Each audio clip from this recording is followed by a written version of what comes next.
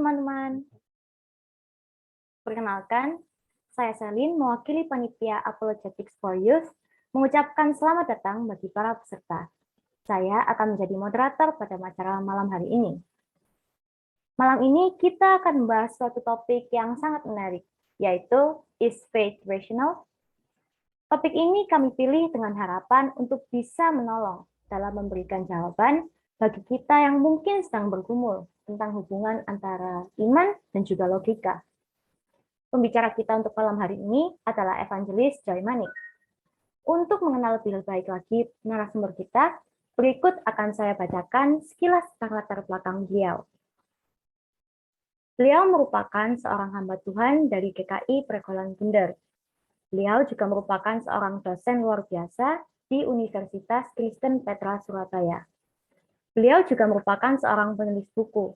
Beliau mengeluarkan buku Damai di Tengah Badai dan Menata Hati di Tengah Pandemi. Beliau juga memiliki beberapa akun media sosial yang mungkin bisa teman-teman cek setelah acara ini selesai. Beliau memiliki akun Instagram @joymanik dan akun YouTube Joymanik. Sebelum kita memulai acara kita, saya terlebih dahulu akan membacakan beberapa peraturan yang harus ditaati oleh para peserta. Dimohon bagi peserta untuk dapat memperhatikan peraturan sebagai berikut. Seluruh peserta dilarang untuk merekam sebagian maupun keseluruhan acara ini mulai acara kita pada malam hari ini. Saya mengundang Lese William Sinatra untuk dapat memimpin kita dalam doa pembukaan.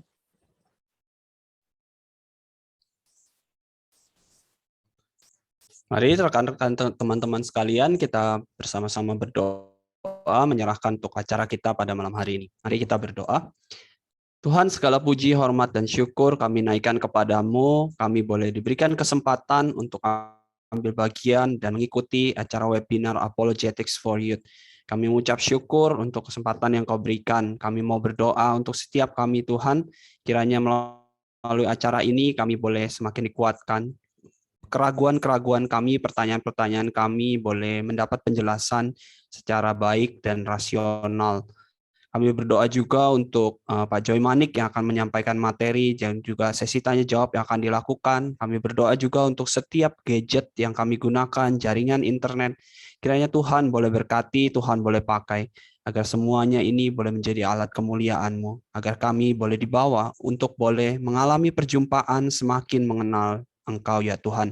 Terima kasih ya Tuhan, terima kasih kami menyerahkan seluruh rangkaian acara ini ke dalam tangan-Mu. Di dalam nama Tuhan Yesus kami telah berdoa dan mengucap syukur. Amin.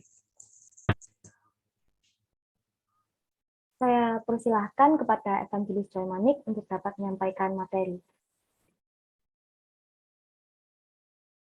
Oke, saya tes suaranya ya. Suaranya oke ya. Saya coba pin panitia yang mana ya? Oh ini ya, yang 44 ini ya. Di pin ya. Betul ya?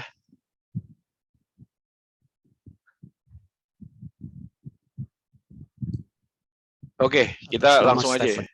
Oh, Stephen. Berarti ini salah ya, bentar ya. Jadi ini removein lalu Stephen. Oh ya betul ya, tadi ya, betul ya. Itu di pin ya, Will ya? Iya betul, Pak. Oke, di pin. Gini ya. Oke, baik. Selamat malam teman-teman sekalian. Thank you so much ya buat kesempatannya. Pada malam hari ini kita akan coba belajar tentang iman dan rasio. Saya coba langsung share screen saya. Ini dia. Kita akan coba memikirkan hal ini dalam. Ini penjelasannya pertama ya. Jadi kalau tadi saya baru lihat ada Pak Sam, setelah itu nanti Pak Yakub juga akan menjelaskan tentang beberapa hal berkaitan dengan iman, mungkin lebih khusus hari ini adalah seperti introduction gitu ya, pembukaan ya. Dan saya senang sekali kalau ada banyak anak muda hari ini yang boleh bergabung bersama. Nah, saya akan memulai penjelasan saya dengan pengalaman saya secara singkat ya. Jadi teman-teman sekalian, seperti yang mungkin teman-teman tahu, saya adalah orang yang juga dalam fase-fase SMP atau SMA, itu nggak terlalu aware ya, nggak terlalu merasa bahwa agama itu penting. Bahkan mungkin saya pernah juga masuk dalam sebuah pergumulan bahwa agama itu nggak relevan sih di dalam kehidupan saya. Agama tidak menjawab, kekristenan tidak menjawab. Saya jadi anak majelis sebuah gereja yang kemudian jadi mungkin bukan ateis beneran gitu ya, tapi mungkin lebih kepada orang yang nggak terlalu peduli lah ya, walaupun setiap hari itu ada banyak ritual, misalnya doa pagi, baca Alkitab, dan lain sebagainya ya, ke gereja itu udah pasti ya, tapi saya merasa bahwa agama tuh nggak pernah relevan ya dalam kehidupan anak-anak muda, khususnya waktu itu saya. Dan ini yang terjadi juga di dalam fakta kehidupan. Ya, mungkin saya akan coba lihat beberapa orang. Ini yang pertama adalah ini ya pendiri CNN ya, Ted Turner ya. Jadi dia bilang Christianity is for a loser. Kekristenan itu hanya untuk orang pecundang. Nah, sementara dia dibesarkan dalam latar belakang Protestan yang sangat konservatif. Lalu ini adalah Hugh Hefner, ini pendiri majalah Dewasa ya, yang dari kecil sebenarnya juga lahir dalam sebuah keluarga Metodis. Yang ketiga adalah Oprah Winfrey. Ya, ini waktu kecil dia suka dipanggil pengkhotbah wanita, guys. Jadi memang dia waktu masa kecilnya juga hidup sangat dekat ya dengan kehidupan kekristenan. Ya. Dan ini kan jadi pergumulan ya. Saya nggak tahu berapa banyak dari kita juga hari ini lahir dari keluarga Kristen. Beberapa orang mungkin merasa lahir dari keluarga Kristen tuh seperti sebuah curse ya, bukan blessing. Sebuah kutukan gitu ya. Jadi kenapa jadi kutukan? Karena apa ya? Ini nggak tahu ya dengan teman-teman ya, tapi gue sendiri itu waktu masa remaja itu kan memang harus ikut ke gereja ya, guys. Ya, jadi dulu tuh ke gereja karena nggak bisa milih keluarga yang mana ya, begitu lahir mami tuh udah sangat aktif di gereja gitu loh.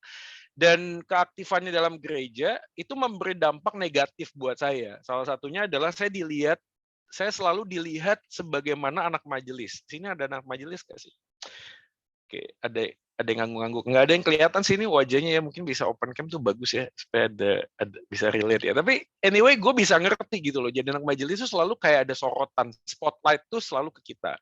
Dan yang lebih nggak enaknya lagi adalah dulu waktu ke gereja kan karena masih anak remaja ya, mau nggak mau kan berangkatnya sama orang tua. Nah berangkatnya tuh lebih awal.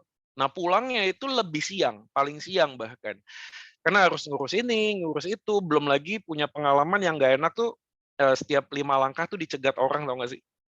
5 langkah dicegat orang, terus ditanya kayak, saya mau nanya ini, saya mau nanya itu, terus kayaknya tuh kalau nggak senyum, kalau nggak nyapa, kalau nggak, aduh itu rasanya tuh nggak enak gitu ya. Dan setiap kali tuh entah kenapa ya, mami saya tuh setiap kali ada orang tuh ngenalin saya gitu loh. Terus udah males, nih nggak usah dikenal-kenalin lah gitu. Terus dia selalu, ini anak saya yang kedua. Itu tuh semakin jadi beban. Ya. Nah dalam pergumulan itulah saya merasa bahwa jadi orang Kristen tuh kayak curse, jadi kayak kutukan gitu ya. Gue nggak bisa memilih, ya menerima juga nggak seneng, ya apalagi waktu masuk dalam krisis remaja ya, identitas ya. Rasanya tuh gereja jadi kelompok orang aneh, tau nggak sih? Kayak orang yang selalu nampaknya tuh baik-baik semua, senyum, ramah gitu loh. Dan rasanya tuh dalam hati ngomong gini, kalian nggak tahu ya apa yang terjadi dalam rumah saya. Nah, problemnya adalah saya nggak pernah punya akses yang cukup untuk bertanya, sebenarnya boleh nggak sih kita pilih agama yang lain? Ya anyway, banyak anak-anak muda juga pada waktu setelah masuk dalam fase universitas atau mau menikah, itu kemudian kayak convert ya, jadi pindah agama. Ya, pindah agama tuh bukan karena dia itu nggak ngerti agama itu, tapi lebih kepada dia punya kepahitan, tau nggak sih? Dia punya kepahitan kepada ya orang-orang tertentu lah ya dalam gereja, atau mungkin punya pengalaman yang nggak enak gitu ya. Nah, Oprah Winfrey sendiri itu pernah bersaksi dalam sebuah buku, dia nulis begini, I was raised to not question God. Saya dibesarkan itu dengan sebuah tradisi tidak boleh bertanya tentang Tuhan. Itu adalah sebuah dosa, it's a sin. Tapi saya kemudian mulai mencoba untuk bertanya kepada diri saya sendiri, dan itu adalah satu saat pada usia mid-20s, jadi umur-umur 20-an. Jadi ini relate banget sih dengan kita mungkin ya di sini ya. Saya juga masih 20-an ya, jadi seumuran ngaku-ngaku ya, tapi dalam bentuk yang lain ya. Dalam perjalanan spiritualitas saya ya, ini maksudnya ya penjelasannya ya. Saya cuma duduk di sana dan bertanya untuk suatu pertama kalinya, gereja, minggu. Dan saya berpikir, nah tapi kenapa sekarang Tuhan yang adalah Maha Kuasa dan bisa melakukan segala sesuatunya, yang bisa menciptakan segala sesuatunya dan menciptakan matahari setiap pagi, kenapa Allah yang seperti itu suka cemburu? Ya ini pergumulan pribadinya si Oprah Winfrey ya. Ya anyway kan si Oprah Winfrey ini kan salah satu jadi orang pencetus New Age Movement ya.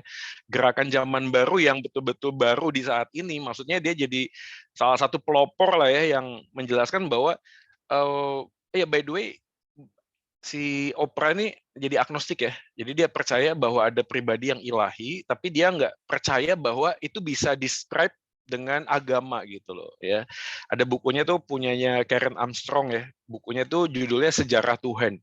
Sejarah Tuhan. Dia juga sama, agak-agak mirip sama si Oprah Winfrey ini. Dia menjelaskan sejarah agama itu muncul guys. Dan itu kan sangat menarik. Ada banyak orang yang nggak pernah ngerti. Contoh misalnya ya, berapa banyak orang hari ini nggak tahu bahwa Islam tuh muncul dari satu orang, namanya Nabi Muhammad. Tapi kalian nggak tahu experience dia kan? Experience dia kan dia tuh sedang kayak meditasi gitu ya, lalu kemudian didatangi oleh malaikat, lalu ada banyak perdebatan tentang perkataan malaikat kepada sang Nabi yang mengatakan ikro, apakah ada yang ngomong sang Nabi ini nggak bisa menulis gitu ya, tapi dia bisa dengar lalu bisa nulis. Akhirnya apakah itu adalah sebuah mujizat dan lain sebagainya.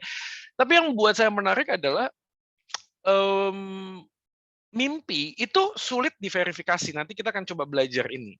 Tapi anyway itulah yang terjadi kan. Nah akhirnya banyak pengikutnya yang kemudian percaya bahwa apa yang dinyatakan oleh malaikat tersebut itu dinyatakan kepada sang nabi, dan pengikutnya itu menjadi sebuah konfirmasi bahwa apa yang dikatakan benar. Ya, saya pelan-pelan ya. Maksudnya gini, berapa banyak orang hari ini yang vote terhadap sesuatu dan majority yang banyak itu menjadikan standar bahwa sesuatu itu benar. Ya, tahu ya. Jadi kalau misalnya ada ini lagi-lagi orang timur lah ya, orang timur ya termasuk gua sih maksudnya ya. Pernah lihat nggak sih di sosmed ada sebuah counter es krim gitu ya baru buka, lalu awalnya nggak laku, setelah itu dia panggil orang, sewa orang kayak 5 apa 10 orang gitu ya, datangnya tuh barengan, enggak barengan gitu, satu-satu. Jadi pertama 1, 2, 3, akhirnya tuh jadi panjang. Ya. Karena antriannya panjang, akhirnya membuat orang lain tuh berpikir gini, kayaknya itu enak. Gitu ya maksudnya. Karena dia nggak tahu bahwa itu memang dibayar, di-hire, itu kayak manajemennya gitu, marketingnya. Sehingga orang berpikir bahwa kalau ada banyak, ada crowd, berarti ada sesuatu yang menarik. Ya sama juga sih. Nah kalau prinsip kebenaran itu ditentukan dari berapa banyak yang vote, ya berarti Yesus pasti keliru gitu ya. Ya kalian tahu ya, kan waktu Yesus ditanya siapa yang akan kubebaskan kata Pilatus, apakah Yesus atau Barabas gitu ya. Yang vote Yesus kan sedikit, nyaris nggak ada. Ya. Yang vote lebih banyak, ya salibkan dia gitu loh. Nah apakah kebenaran itu ditentukan dari berapa banyak orang? Tapi anyway, yang terjadi pada saat ini adalah banyak anak muda justru yang percaya sesuatu itu benar karena pengikutnya banyak. Ya. Dan ini juga yang jadi concern kita waktu kita ngomong tentang kekristenan gitu loh.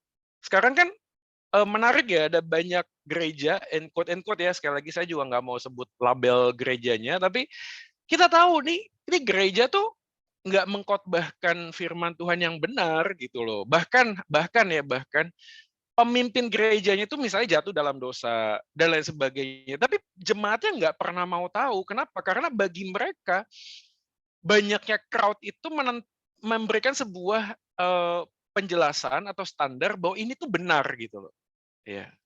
Dan itu sekali lagi kan kita orang Surabaya, kita tahu ada beberapa gereja, ya saya nggak boleh sebut namanya ya, inisialnya aja ya, depannya B, belakangnya Y, setelah B terus E, terus T, jadi tahu semuanya ya.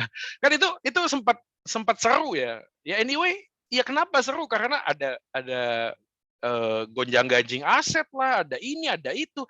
Tapi come on man, itu tetap banyak gitu loh, karena bagi mereka ya lagi-lagi kebenaran tuh ditentukan dari berapa banyak orang. Nah dari sini sebenarnya saya tuh pengen mengencourage teman-teman juga untuk bisa memastikan bahwa tema ini tuh sangat penting.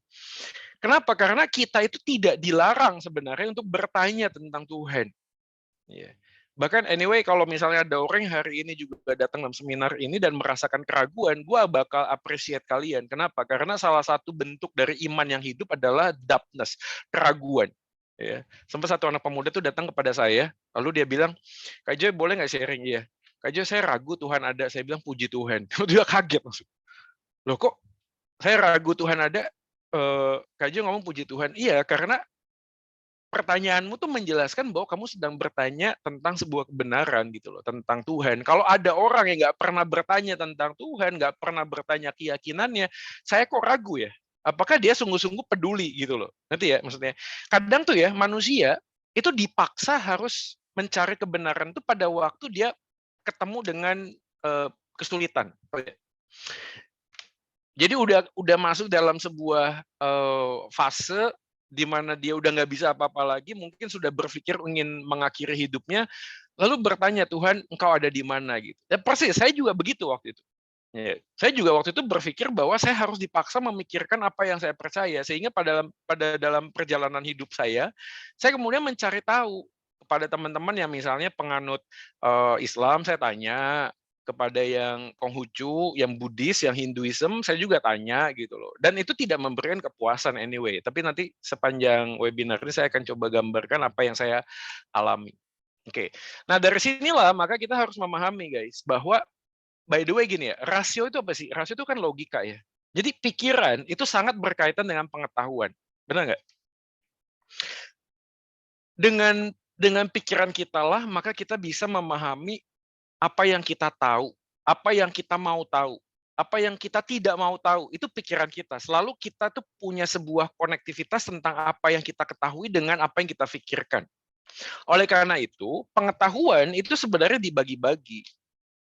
Nih, jadi kalau teman-teman lihat ya, dari yang nomor 1, 2, 3, 4, ya, yang paling umum itu adalah nomor 4, jadi bacanya itu dari bawah.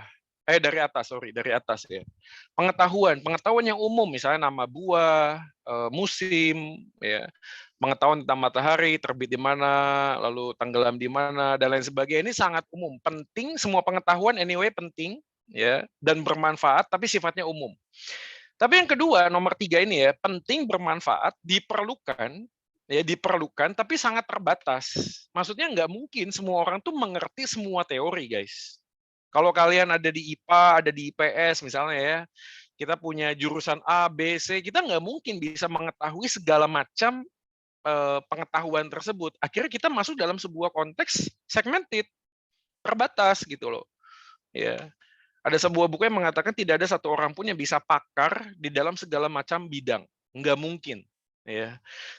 Secanggih-canggihnya seorang yang pintar sekali, mungkin kalau suruh bikin telur ceplok lebih bagus saya mungkin, atau suruh bikin nasi goreng misalnya ya, atau apapun gitu ya, nggak mungkin, selalu akan terbatas gitu loh.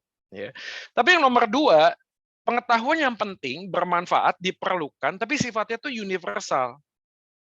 Kalau yang ini itu ada segmennya, ada usia, batasan usia atau kuliah, jurusan-jurusannya segmented.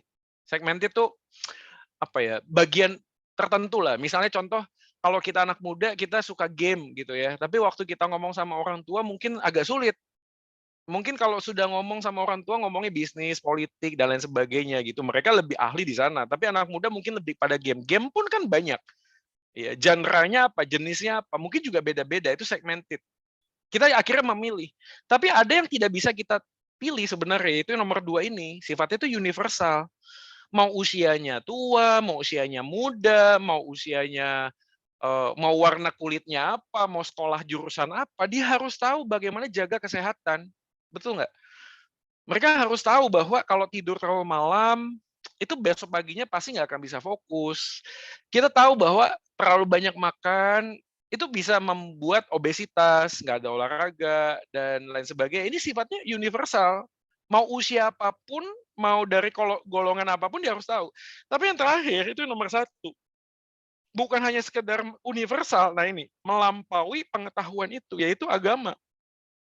Melampaui pengetahuan itu. Makanya nggak aneh kalau ada banyak orang yang kadang bertanya-tanya ya. Contoh misalnya kasusnya adalah yang paling dekat dengan kita. Pengeboman misalnya. Ada orang yang suicide, ya, bunuh diri, jihad, ya katakanlah demikian ya.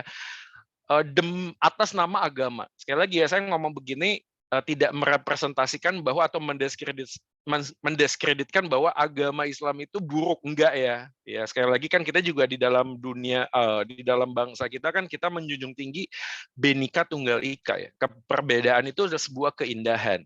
Tapi faktanya memang ada yang kemudian ditangkap teroris gitu ya, yang mungkin ya agamanya Islam. Mungkin ada yang nanya ya, Kak Joy, ada nggak sih teroris yang agamanya bukan Islam? Ya ada lah. Kalau kalian mau melihat sejarah sedikit saja ya, tidak ada satu agama pun di bawah kolong langit ini yang tidak pernah melukiskan tinta merah sejarah yang kelam. Nggak ada. Ya. Bahkan orang reform pun, ya, to be honest, kita harus ngomong, ya, pada waktu para rabi itu ya, misalnya Martin Luther dan lain sebagainya itu mencetuskan tentang semangat reformasi, back to the Bible, beberapa orang menangkapnya negatif. Akhirnya apa? Ada gereja-gereja Katolik yang dihabisin, beneran, patung-patung dipecahin lah, ya, ada di demo lah, ada, itu terjadi gitu loh. Jadi selalu ada benang, selalu ada torehan torehan merah ya, sejarah kelam di dalam semua agama apapun, anyways, semua agama apapun. Ya. Oke, kembali kepada yang nomor 1 tadi. Jadi, waktu kita ngomong tentang agama itu betul-betul bisa membuat orang melakukan sesuatu yang kadang dengan akal pikiran rasio kita mengatakan masa sih kok bisa begitu gitu. Melampaui pengetahuan itu. Makanya masuk banget dengan tema hari ini, apakah beriman itu rasional gitu loh ya. Nah, jawabannya adalah memang di dalam kepercayaan atau keyakinan, unsur dari keyakinan adalah rasio. Ya, walaupun tidak hanya dengan rasio ya. Jadi kalau kita mau hari ini membuat sebuah kesimpulan sederhana di tengah-tengah webinar ini adalah bagaimana kekristenan adalah bagian tentang bagaimana mengoptimalkan apa yang Tuhan berikan maksimal gitu loh. Ada sense, ada indera, ada pikiran, ada kognitif, ya. Tapi juga bukan cuma kognitif, ada afeksi, ada perasaan, ya. Dan juga ada sebuah fidukia, kehendak. Ketiga-tiganya adalah satu bagian. Jadi kalau misalnya kita ngomong tentang contoh misalnya yang sedang rame, ada metaverse. Konon katanya gereja bakalan buka di metaverse. Udah buka ya. Ada NDC kemarin 2 minggu lalu kalau nggak salah. YHS juga udah buka. Sebelumnya kan di Amerika ya, Live Church, Craig Groeschel yang melakukan gereja di metaverse. Tetap nggak pernah bisa memberikan sebuah titik kepuasan untuk ibadah gitu, nggak bisa. Kenapa? Karena Tuhan menciptakan kita tuh utuh gitu loh. Nah, salah satunya adalah pengetahuan atau pikiran. Tapi yang menariknya justru karena pikiran itu penting, tapi yang sering diabaikan. Sering diabaikan. Nah, pertanyaannya kenapa gitu loh, sering diabaikan. Nah, kita masuk ke dalam bagian ini, tipe orang yang beriman. Nah, mungkin dari beberapa tipe orang beriman itu salah satunya adalah kita gitu ya. Yang pertama adalah nggak penting pengetahuan, yang penting pengalaman gitu loh. Yang penting adalah sebuah pertemuan atau sebuah manifestasi untuk yang nyata, yang nampak. Ya. Nah, ini kita masuk dalam sebuah cara berpikir yang sederhana lah ya. Yang sederhana adalah kalau sebuah pengalaman itu dijadikan sebuah dasar kebenaran, maka pertanyaannya adalah apakah kebenaran yang kita yakini itu adalah sebuah kebenaran. Contoh begini misalnya, kita percaya sesuatu itu benar, seringkali bukan karena benar, tapi karena siapa yang ngomong. Betul nggak? Kalau di gereja ada pendeta, ya ada hamba Tuhan. Kita dengar khotbah, lalu kita ngomong, Kamu percaya itu benar? Benar. Kenapa? Kayaknya ngomong pendeta. Saya bukan ngomong juga habis ini semuanya nggak percaya sama pendeta ya.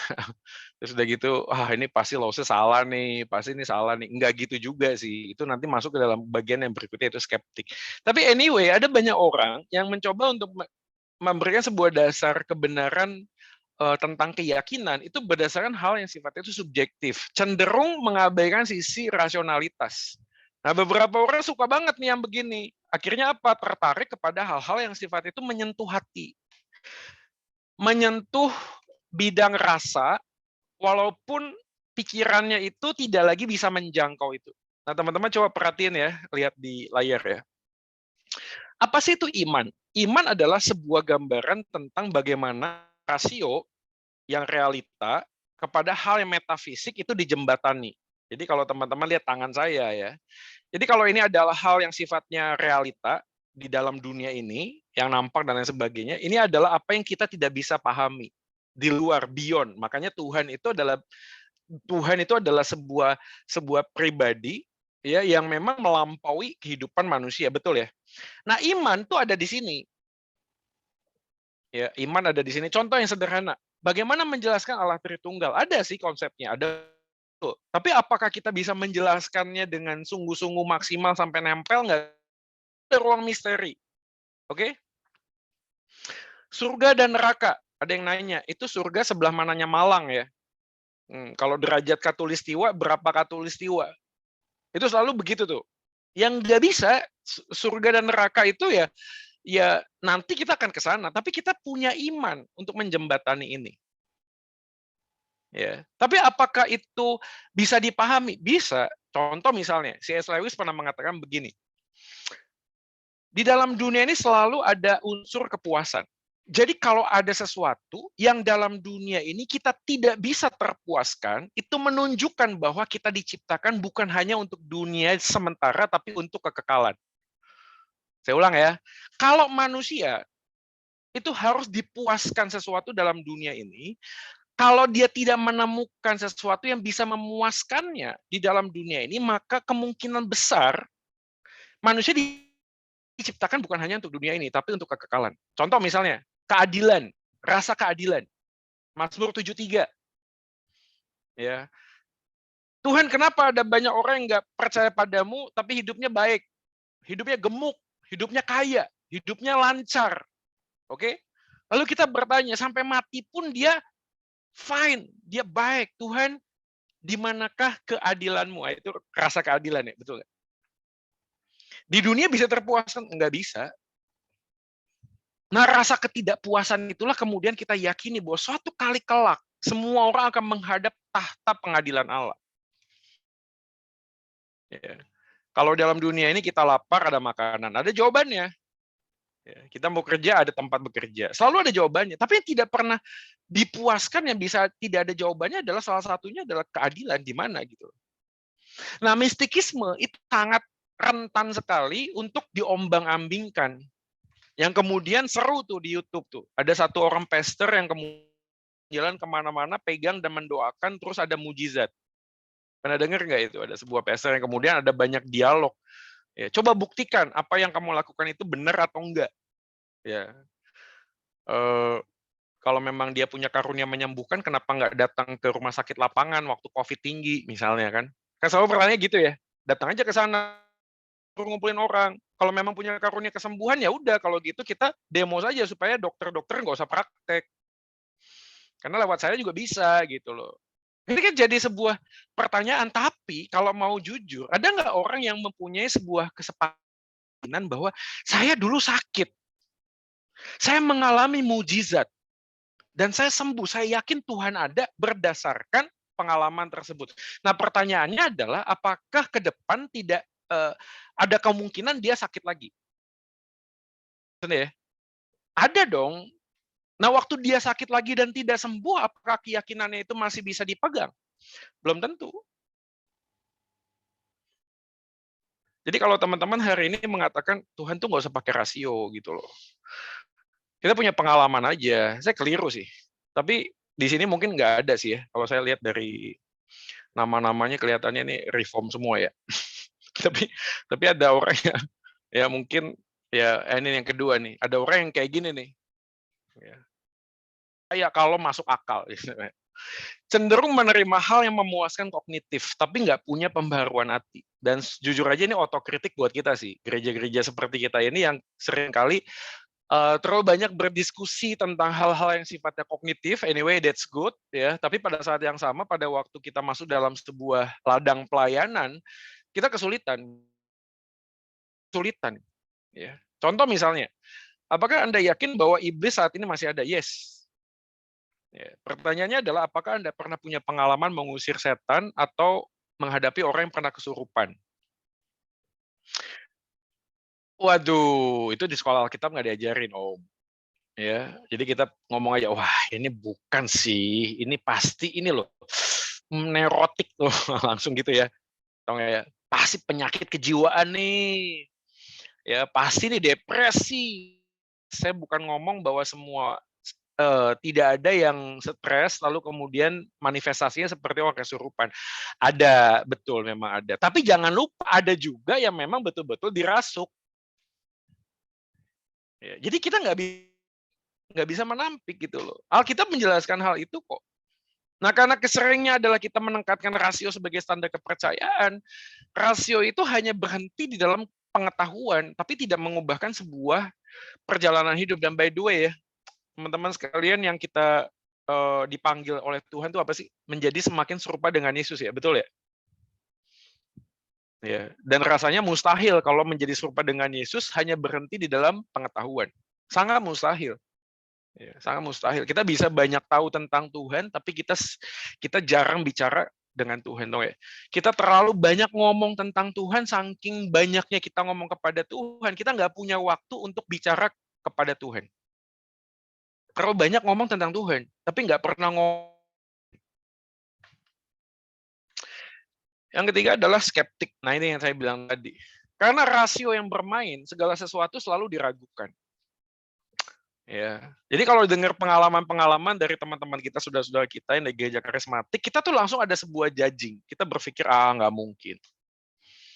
Ya, enggak lah, nggak begitu. Itu pasti berhayal. Jadi ngerti ya maksudnya ya? Jadi satu sisi ada orang yang menekankan pengalaman, tapi di sisi yang lain ada orang yang menekankan rasio. Di tengah-tengahnya ada orang yang suka skeptik. Jadi segala sesuatunya difikirkan dengan rasio dan menolak segala hal yang berkaitan dengan pengalaman. Ya. Ada satu film ya, God of Age, lihat ya. Ya, itu kisah Musa membawa orang Israel keluar dari Mesir, lalu Laut Teberau. Ya, Laut Teberau itu bagus. Dalam film tersebut si Musanya itu konon di ini ya badan meteorologi atau kayak BMKG atau nggak sih. Terus tiba-tiba dia di tengah-tengah laut gitu, terus dia lihat gejala-gejala alam, tau nggak sih? Ya saya nggak tahu, saya lupa juga, tapi dia kayak naruh jarinya terus dia ke atas ada angin, tau nggak sih? Terus dia lihat gunung-gunung, lalu seketika dia langsung sadar, wah ini gejala-gejala alam yang biasa terjadi. Ayo siap gitu ya. Karena konon ya memang dulu di daerah terjadi gejala alam seperti tsunami, tahu ya, seperti tsunami ya. Jadi tiba-tiba tuh ada angin sangat besar berputar-putar, lalu kemudian menyingkapkan air itu. Jadi air itu bukan terbelah, tapi surut. Tahu tsunami kan? Jadi terbelah, airnya masuk ke dalam bumi. Oke. Jadi waktu air masuk ke dalam bumi itu kan jalanan kosong ya. Nah, orang Israel jalan, tapi dalam waktu hitungan menit karena memang tsunami, ya, akhirnya tergencet lagi, bus gitu, lalu airnya muncrat, bus, lalu orang Mesir yang lewat mati semua. Itu filmnya di film itu begitu. Jadi kalau kita pernah sekolah minggu kan digambarinnya bukan gitu ya, tau ya? Digambarinnya kan kiri kanan ada angin, ada air ya, betul ya? Kan dibelah kan, jadi ada air, jadi orang tuh bisa jalan gitu, tapi ada air. Di film itu enggak, di film itu semuanya surut. Kenapa saya kasih penjelasan ini? Karena ada yang setiap kali dengar pengalaman supranatural yang Tuhan kerjakan, skeptik, ragu. Nggak gitu dah kayaknya, enggak lah. Sadar atau tidak, rasio tundukkan di dalam iman. Sekali lagi gini ya guys ya, gue mau ngomong kesimpulan yang berikutnya yang sementara di tengah ini. Jadi beriman secara Kristiani itu apa sih? Beriman secara rasional artinya mengoptimalkan pikiran kita untuk mengenal Tuhan, pada saat yang sama menundukkan rasio kita di bawah pimpinan Tuhan. Apakah Tuhan bisa bicara lewat mimpi? I do believe yes sih. Masih bisa sih. Walaupun tetap harus verifikasi kepada firman. Ya.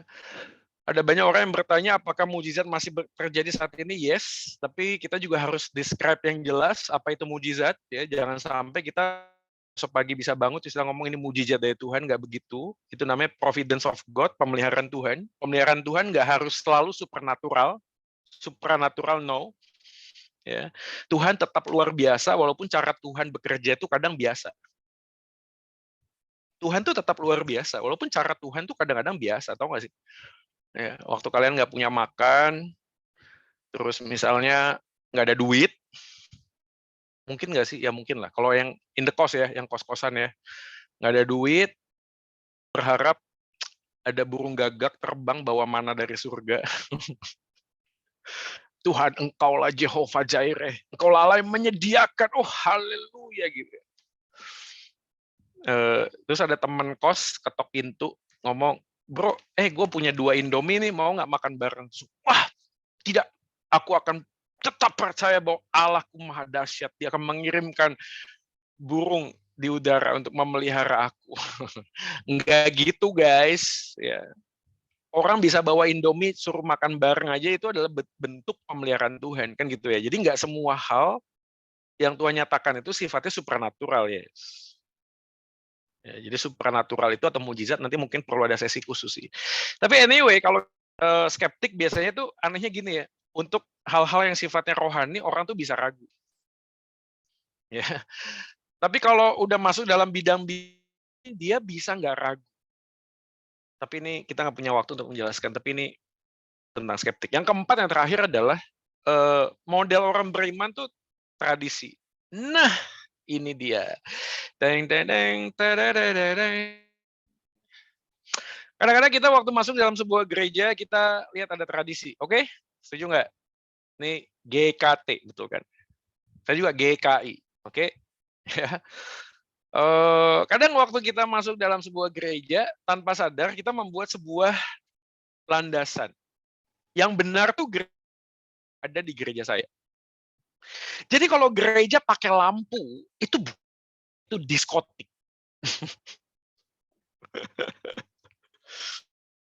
ini kisah klasik sih ya, tapi kita bergumul loh dari dulu sampai sekarang, masalah band lah, masalah drum lah, masalah ya buntut-buntutnya adalah kita cenderung alergi dengan ekspresi iman yang berbeda dengan keyakinan. Coba bayangkan di gereja kita, ya suatu kali misalnya ya ada seorang majelis, waktu dia nyanyi dia angkat tangan, dia worship guys, dia worship, oh haleluya gitu, orang tuh pada bingung, ini siapa ini ya? Kayak dia udah kena ini loh, virus karismatik ini.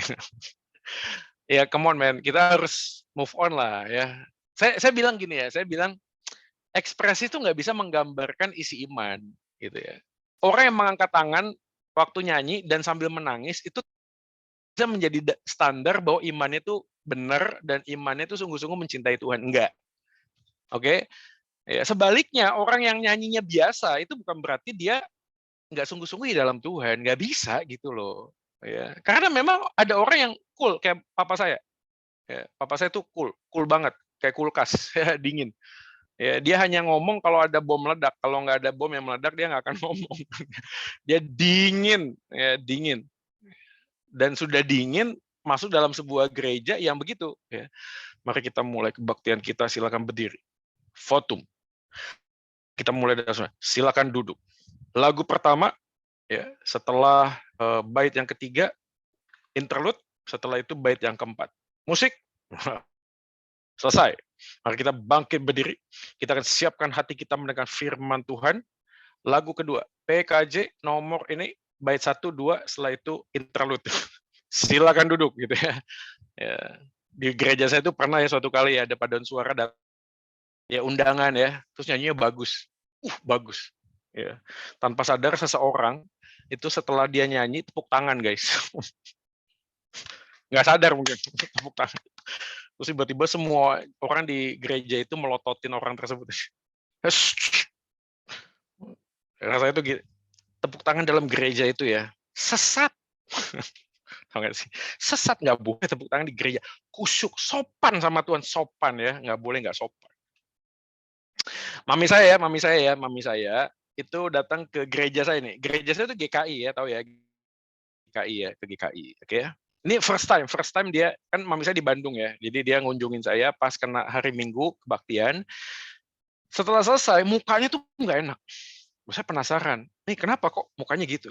Dia bilang gini, gereja kalian ini tidak sopan. Loh, kenapa kok tidak sopan? Itu loh, perempuan-perempuannya kalau ke gereja, masa pakai celana panjang? Kalian pernah lihat gereja HKBP nggak sih? Gereja suku, tau? Ya, HKBP tau nggak sih? Itu kalau ke gereja pakai sanggul guys, pakai kebaya. Ya, ini tradisi gitu loh, tradisi. Ya, dan akhirnya tanpa sadar kebenaran itu ditentukan dari ya cara berpakaian, cara memuji, lagu dan lain sebagainya. Enggak begitu gitu loh. Ya, teman-teman sekalian kita harus berhati-hati bahwa esensi dan ekspresi itu bisa berbeda ya. Jadi kita nggak bisa menekankan bahwa cara orang mengungkapkan iman percaya itu harus baku A atau B. Enggak. Tapi adalah esensi kebenaran itu seperti apa. Nah, ini yang kita akan coba pahami ya. Oleh karena itu, dari kesimpulan 1, 2, 3, 4, ya, saya ngambil penjelasannya gini. Kenapa kita percaya sesuatu? Yang paling banyak adalah faktor sosiologis. Ya sekali lagi, walaupun dengan pikiran kita, tapi kita sering percaya itu benar bukan karena kita menggunakan rasio kita, tapi karena siapa yang ngomong kepada kita. Siapapun itu, bentuknya bisa orang tua, teman, pacar, masyarakat, budaya, ya. Makanya bagusnya kalau kita itu punya interaksi yang lebih luas ya kepada orang-orang yang berbeda keyakinan. Kita kalau di UK Petra tuh ada banyak gitu ya. Jadi kita mengundang dari Universitas Islam yang berinteraksi, berdialog. Ya, kenapa? Karena gini, kita lahir keluarga Kristen, oke? Begitu kita sekolah, sekolahnya Kristen, dari SD, SMP, SMA, jelek-jeleknya Katolik lah, ya, tapi masih deket-deket gitu ya. Ya. Setelah itu universitasnya Petra, Kristen Petra. Ya, jelek-jeleknya Saint Louis lagi, Widya Mandala, ya WM. Ya.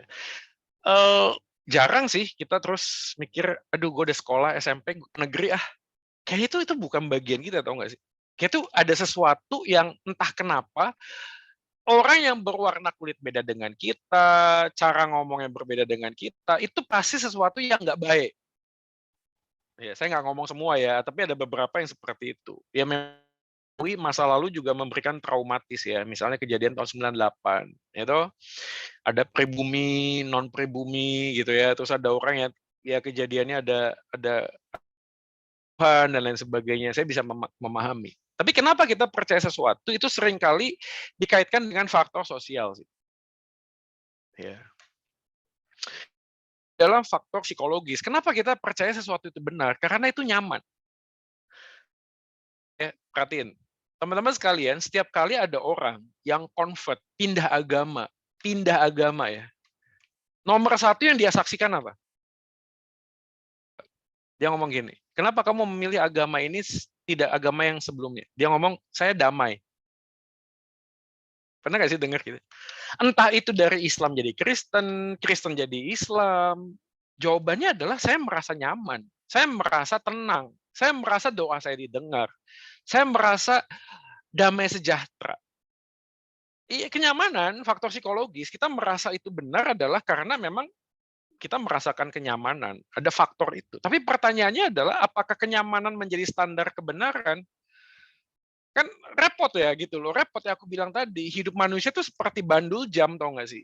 Jadi dia bisa ke kiri, dia bisa ke kanan. Kalau ke kiri hidup bahagia, tenang, damai, sejahtera. Tapi kalau ke kanan adalah duka cita, penderitaan, dan tekanan kehidupan. Manusia selalu bergerak begini. Makanya ujian dalam sesuatu yang benar itu adalah apakah dia di semua area, dia bisa menjawab. Ngerti nggak sih? Dia bisa relevan. Ini yang saya selalu ngomong di Clubhouse ya sekarang. Ya. Jadi pastor sekarang ya khotbahnya itu sampai pagi guys. ya di Clubhouse. Jadi saya kalau lihat gitu ya, judulnya langsung agnostik, agama apapun silakan masuk. Ya nggak pernah kenal, nggak pernah apa. Jadi itu kan seru ya. Jadi orang-orang semuanya dijadiin moderator. Oh halo, nama saya ini, agama saya ini. Oke, keyakinanmu gimana? Dia ngomong keyakinanku gini, gini, gini, gini, gini. Lalu kamu agamanya apa? Oh ini cerita. Pokoknya semua masing-masing cerita. Nah suatu kali ada pengalaman guys. Setelah semuanya cerita, terus giliran gua dong. Ya. Oke silakan nih, Joy.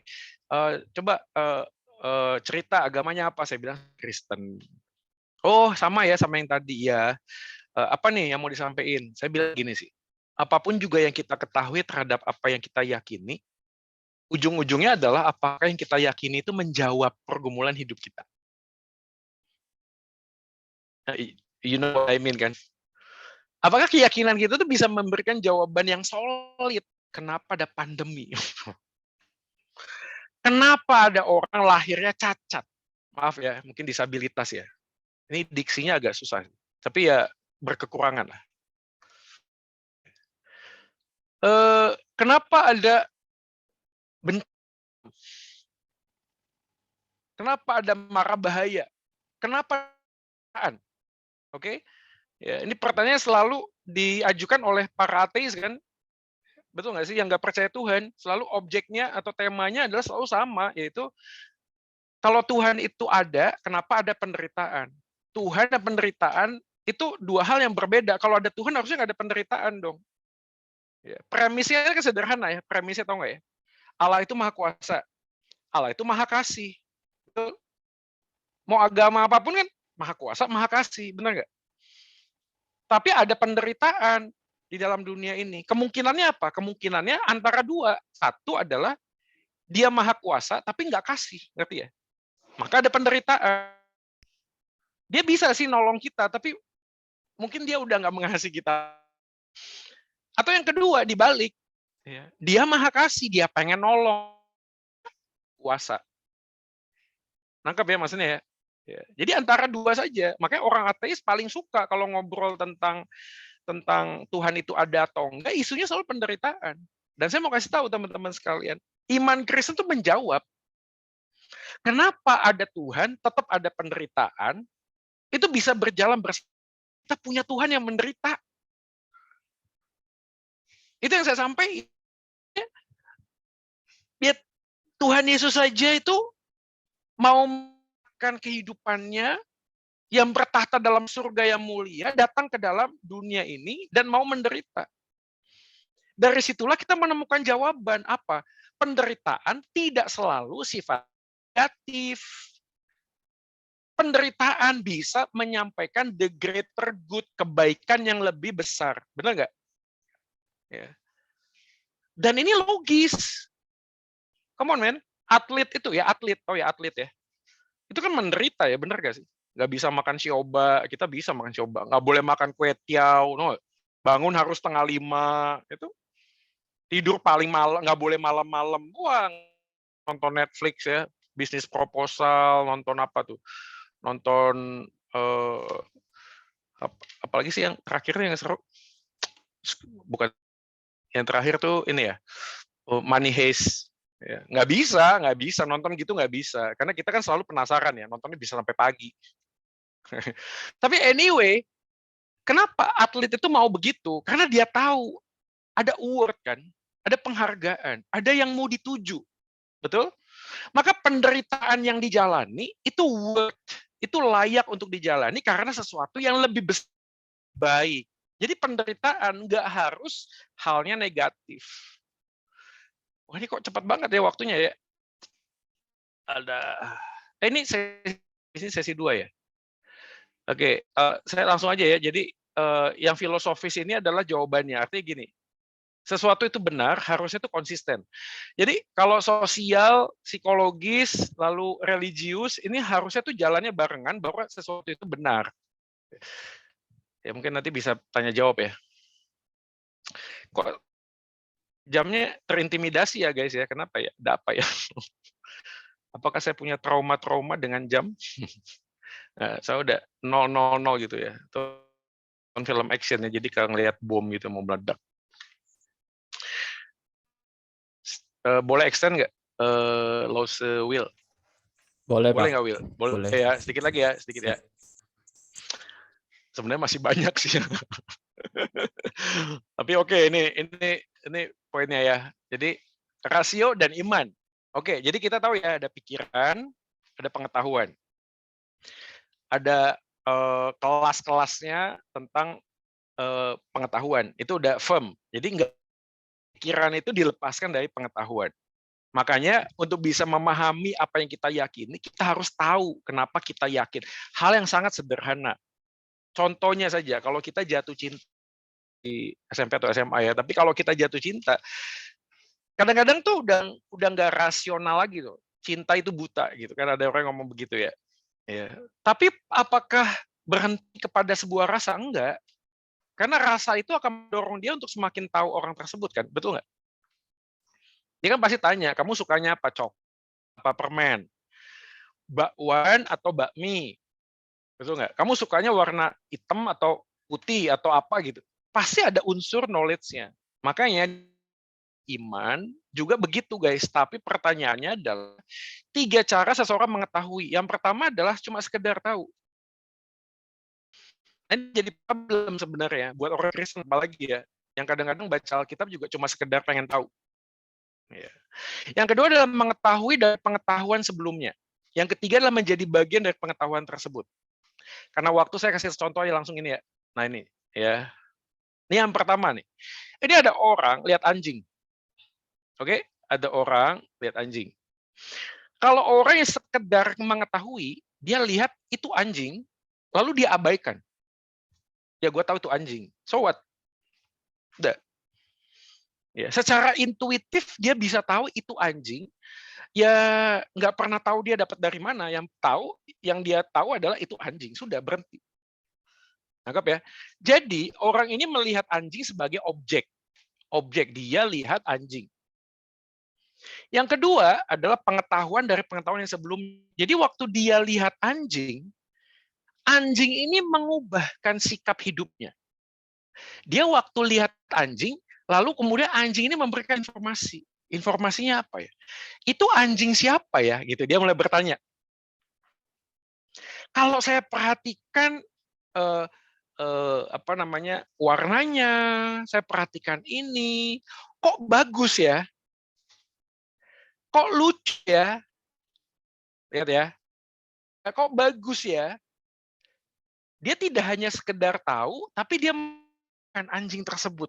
Dia mulai lihat ekornya dikibas-kibas. Tanpa sadar, anjing ini mengubahkan hidup dia.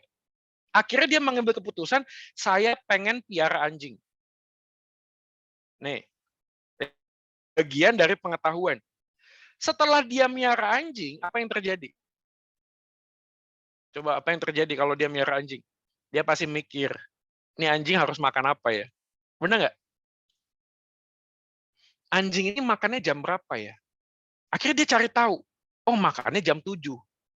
Sebelumnya dia bangun jam 8.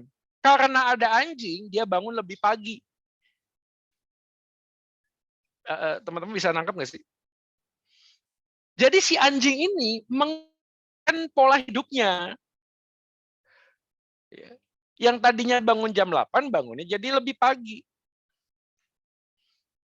Atau katakanlah hal yang sederhana, tadinya nggak terlalu peduli dengan rumah, akhirnya sama rumah. Misalnya saya contoh sederhana ya. Waktu saya punya anak yang pertama, dan anak itu lahir, segala sesuatu yang saya lihat di sekeliling saya, itu selalu berpikir apakah tempat ini menjadi tempat yang baik untuk mengajak anak saya main. Apa yang saya pikirkan, apa yang saya lihat, itu selalu terkoneksi dengan anak saya. Tadinya saya nggak pernah tuh mikirin untuk datang ke playground, untuk beli mainan, nggak. Tapi aneh sekali, kehadiran anak saya mengubahkan cara saya berpikir. Setiap kali saya berpikir, gimana ya bawa makanan buat anak saya? Gimana ya saya bisa bangun lebih pagi supaya anak saya ini begini, anak saya bisa begitu, dan lain sebagainya. Ini hopefully kalian bisa paham ya. Jadi kalau cuma pengetahuan sekedar tahu, kita akan mengabaikan. Ya tahu aja. Tapi pertanyaannya adalah apakah yang Anda tahu itu memberikan sebuah pesan tertentu kepada kita? Maka dari itu teman-teman sekalian, tanpa pengenalan adalah kebohongan. Lihat ya, kalau hari ini kita mengaku Yesus sebagai Tuhan, tapi nggak pernah kenal siapa Tuhan itu dengan rasio, kamu bohong. Saya bisa ngomong begini loh, Vanessa, kamu orang yang baik banget. Waduh, dari semua orang di dalam dunia ini ya, Vanessa ini orang yang paling baik. Vanessa langsung ngomong begini, Kak Jo ini ngomong apa sih? Lalu kita nggak pernah kenal kok. Saya cuma bisa lihat baca namanya panitia garis Vanessa. Terus dia jawab cuma Joy Manik. Terus saya ngomong di dunia ini nggak baik dari Vanessa. Itu pasti bohong. Karena saya nggak pernah kenal. Saya cuma mengaku Vanessa baik. Ngerti nggak sih maksudnya? Nah banyak orang kayak gitu. Kita mengaku Yesus adalah Tuhan. Ya. Masa iya sih Tuhan? Enggak. Tahu nggak sih? Allah itu kawin sama Maria. Ya, lahirlah Yesus sama Hercules, itu adik kakak. Mirip-mirip lah. Tahu nggak sih? Manusia setara dewa. Terus kita iya aja gitu loh. Tapi apakah cukup? Nggak cukup. Kenapa? Karena pengenalan tanpa pengalaman kesia-siaan. Kalau kita mengenal Tuhan tapi tidak pernah mengalami Tuhan juga sia-sia. Nah dari kalimat ini saya mengambil kesimpulan sederhana gini. Iman tuh gini. Ya, titik temu antara apa yang kita tahu dan yang kita setujui dan yang mengubahkan kehendak.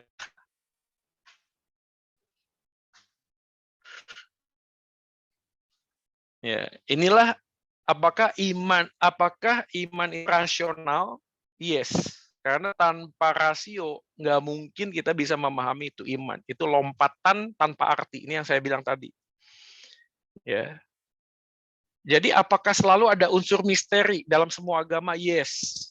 Tapi pertanyaannya adalah lompatannya itu jauh sekali enggak? Contoh ya, contoh sederhana. Saya waktu belajar di India itu saya disambut oleh burung gagak. Saya pernah ceritain ya, banyak burung gagak. Ya, bunyi kuak kuak itu di atas McDonald, di atas bandara internasional. Saya agak bingung karena setahu saya burung gagak hanya ada di kuburan. Sampai di mes, hal yang sama terjadi. Banyak burung gagak. Saya jadi penasaran. Saya tanya, kenapa ada banyak burung? Nah, menurut kepercayaan orang-orang di sana, itu paling jelek, dia akan bereinkarnasi menjadi binatang, yaitu burung gagak. Oke? Nah, pertanyaannya adalah, kalau manusia mati, lalu dia bereinkarnasi, jiwanya hadir, tapi bentuknya beda. Ini kan bedanya sama rebirth ya. Nanti mungkin kita bisa belajar lagi. Bedanya sama rebirth. Ada reinkarnasi, ada rebirth, ada kelahiran baru. Tapi kalau Hinduisme itu percaya jiwanya itu tetap ada, tapi fisiknya beda. Ya. Berarti sederhananya gini, kalau manusia bisa jadi binatang, binatang bisa mengubah nasibnya kalau dia berbuat baik, ya karmanya baik, itu jadi manusia lagi. Betul nggak? Nah, saya menyelidiki dong. Bagaimana binatang berpikir dan manusia berpikir. Nah, ya, kalau ada manusia jadi anjing, lalu anjing ini harus berpikir, gue pengen jadi manusia lagi, jadi gue harus menolong orang lain. Itu nggak nyambung. Tapi apakah bisa dipercaya? Bisa, tapi lompatannya, ngerti ya maksudnya ya? Tahu ya? Orang ateis. Punya, kenapa? Karena sampai dengan saat ini dia nggak bisa menjelaskan dunia ini dari mana, penyebabnya apa. Karena mereka nggak percaya dunia ini disebabkan oleh Tuhan kan. Dunia disebabkan oleh pecahan dari dulu yang sana, terjadilah lalu tersebar jadi planet, jadi bumi, lain sebagainya. Lalu pertanyaannya gimana kamu membuktikan itu? Dia bilang kami masih butuh waktu, kami juga masih menyelidiki.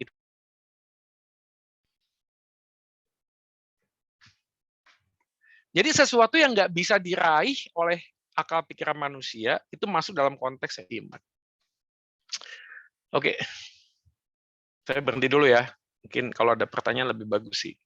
Ya, ini hopefully kalian bisa memahami ya, guys ya. Jadi kalau ditanya malam ini belajar apa sih? Malam ini belajar bahwa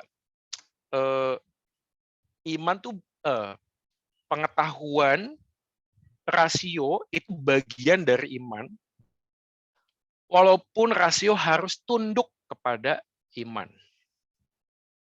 Gitu ya. Jadi jangan sampai udah malam ini ngomong, kayaknya ini ngomong apa ya, kok banyak banget tapi nggak ada yang nyantol gitu loh ya. Ya. Jadi kalau Anda hari ini kepada kekristenan, pasti ada sebuah dorongan ingin mencari tahu. Ya, ingat ya, true faith, iman yang sejati, always seeking understanding. Iman yang sejati selalu mencari pengertian. Paham ya? Ya. Pertama dan terutama adalah love the Lord your God with all of your mind, your soul, your mind. Roma pasal 12. Renewing your mind. Persembahkanlah hidupmu melalui pembaharuan budimu, betul nggak sih? Ya. Jadi salah satu bentuk kita tahu kita anak Tuhan adalah apa? Bukan perbuatan kita jadi baik, enggak sih menurut. Agama mengubah orang jahat jadi baik, kekristenan mengubah orang yang mati jadi hidup, tuh bedanya. Ya. Jadi kalau kita hanya ngomong, gue pengen agama ini supaya gue bisa jadi orang yang lebih baik, ya menurut saya salah kaprah sih. Karena yang penting dari segala sesuatunya adalah perubahan cara berpikir, orientasi hidup, yang tadinya dengan pikiran bahwa hidup adalah tentang saya, sekolah adalah tentang saya, uang adalah tentang saya. Ada sebuah perubahan pikiran, enggak. Hidup Tuhan. Uang itu harus digunakan untuk Tuhan. Bergeraknya tuh gini, bergeraknya tuh jadi kingdom of God, tau nggak sih? Matius 6 ayat. Carilah dahulu kerajaan Allah, kan, betul ya? Tapi jangan lupa ayat 25 tuh janganlah hendaknya kamu khawatir. Ada banyak orang yang sedang khawatir, tapi tidak sedang mencari kerajaan Allah, tahu nggak sih? Saya pernah bikin reels di Instagram, saya bilang gini, kekhawatiran itu tidak selalu salah. Kekhawatiran di tempat yang benar, itu adalah sebuah kebenaran, karena khawatir adalah bentuk rasa ekspresi kita mengasihi. Anda bisa khawatir, tapi nggak ada korelasinya dengan kerajaan Allah. Meaningless akhirnya. Kekhawatirannya nggak ada arti.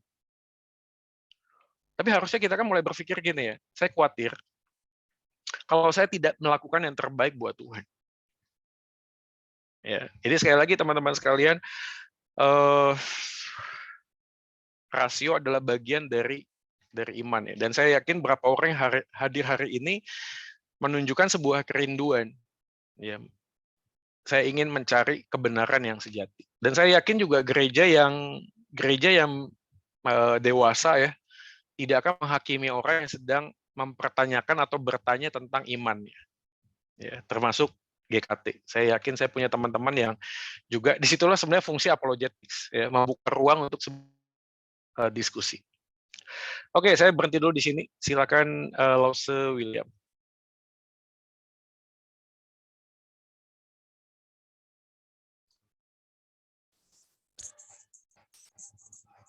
Oke, terima kasih untuk Pak Joy untuk materi yang sudah disampaikannya.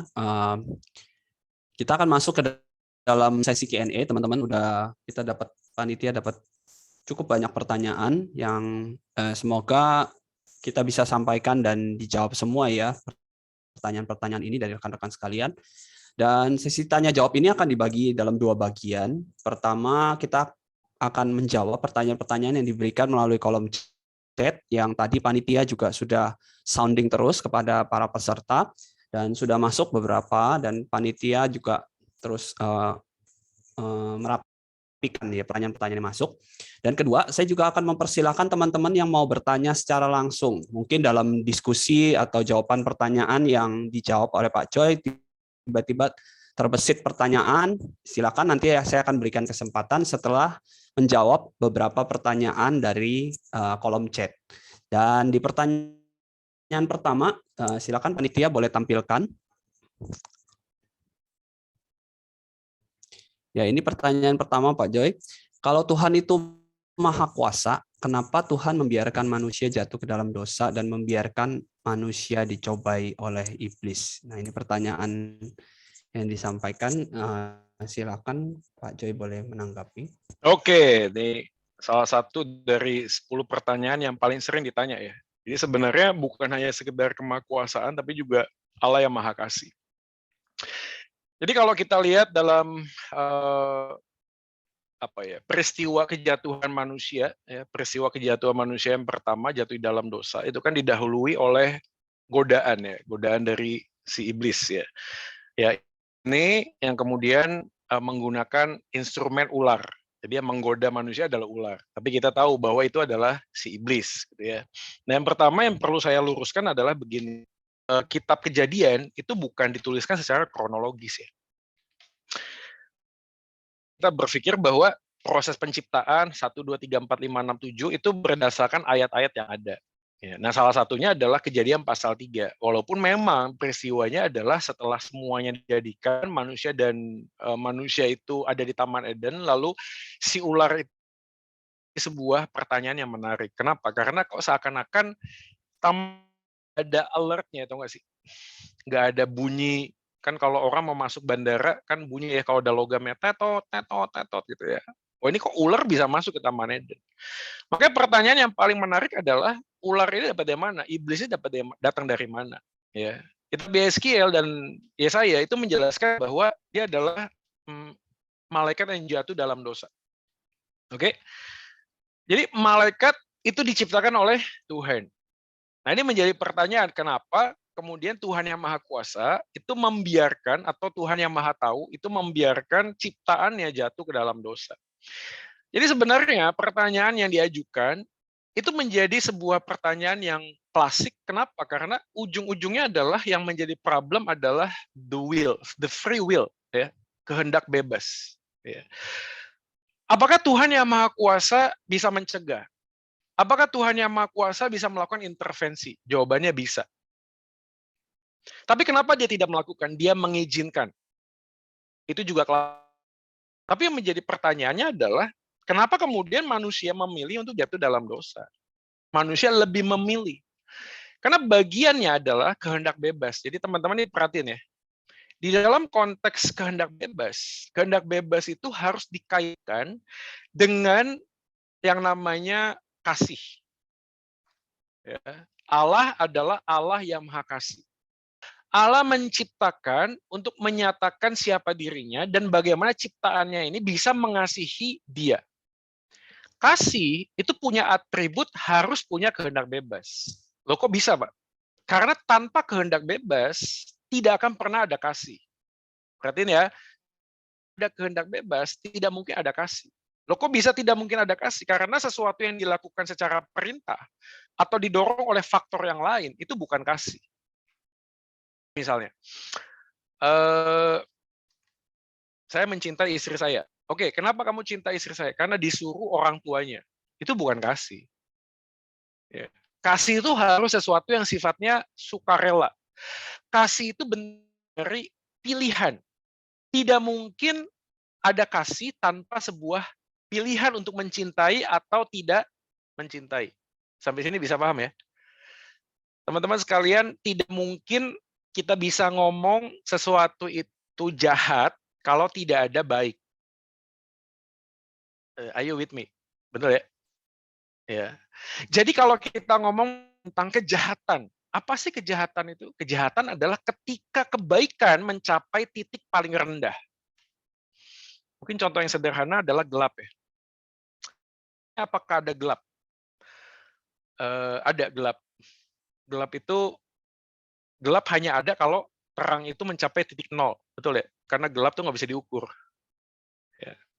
Terang tuh bisa diukur.